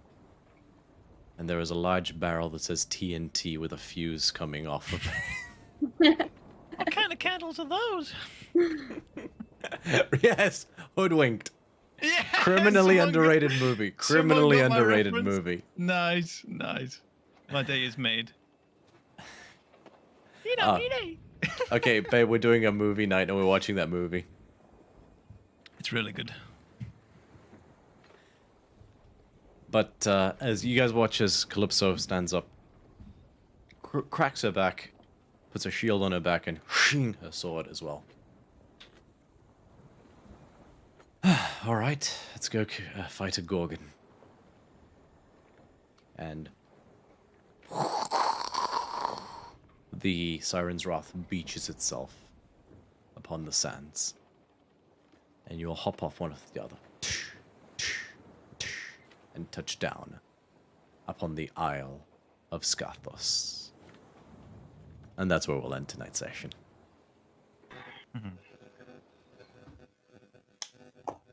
Woo!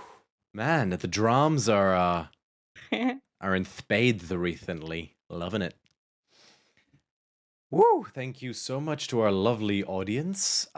We really appreciate you, as always, tuning in for these wonderful sessions. And, of course, I could never do these sessions without my wonderful players and without my wonderful guests. And let's start with our wonderful guest, Zoe. If you'd like to shout out any and all handles of yours that you'd like these lovely people to know about. So I am on everything as the illustrated girl for cosplay, TikTok with D&D stuff, all of that jam. There's a lot of this face on there too. Why? Because, not on the TikTok, on the Instagram. Oh, thank you. Who could resist that lovable mug? Right? Take the fucking compliment. I'm British and physically incapable. And on that note, Mr. Physically Incapable, if you'd like to tell the audience about yourself. A, that was the best insult I've had in a very long time. Well done, sir. B, yeah, you can find me on mainly Instagram under @AngelUndies. I primarily do cosplay posts and 3D printing posts and commissions. So hit me up if you want anything made. Leo.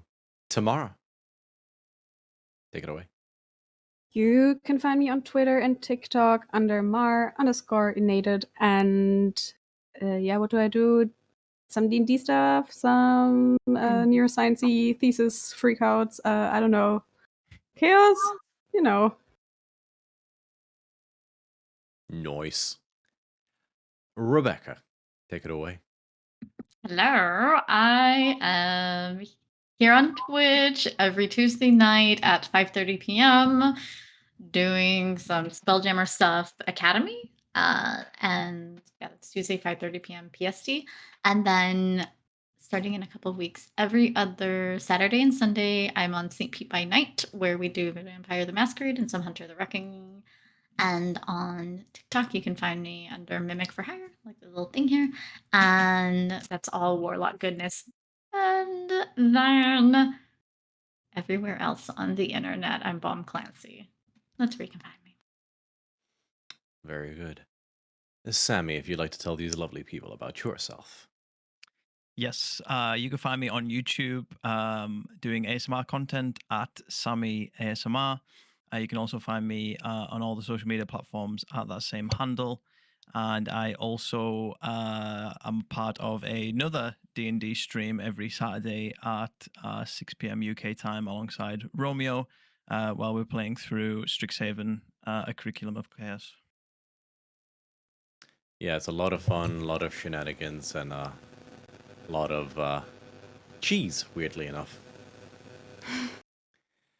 Virla. Short and sweet like your character, I know. Tell us about your handles. I have Instagram. It's virla.louisa. She undersells that. There's a lot of cool stuff on there.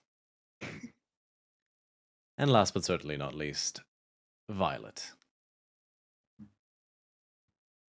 Muted. Muted. You're muted. That was embarrassing. Love of my life, ladies and gentlemen. You can find me on Instagram at Violet_Riddle_. That's it. Alrighty. And as always, if you like what you see here and you would like to see more, smash that follow button where you can catch up on us whenever we go live every Sunday at 7 p.m. GMT.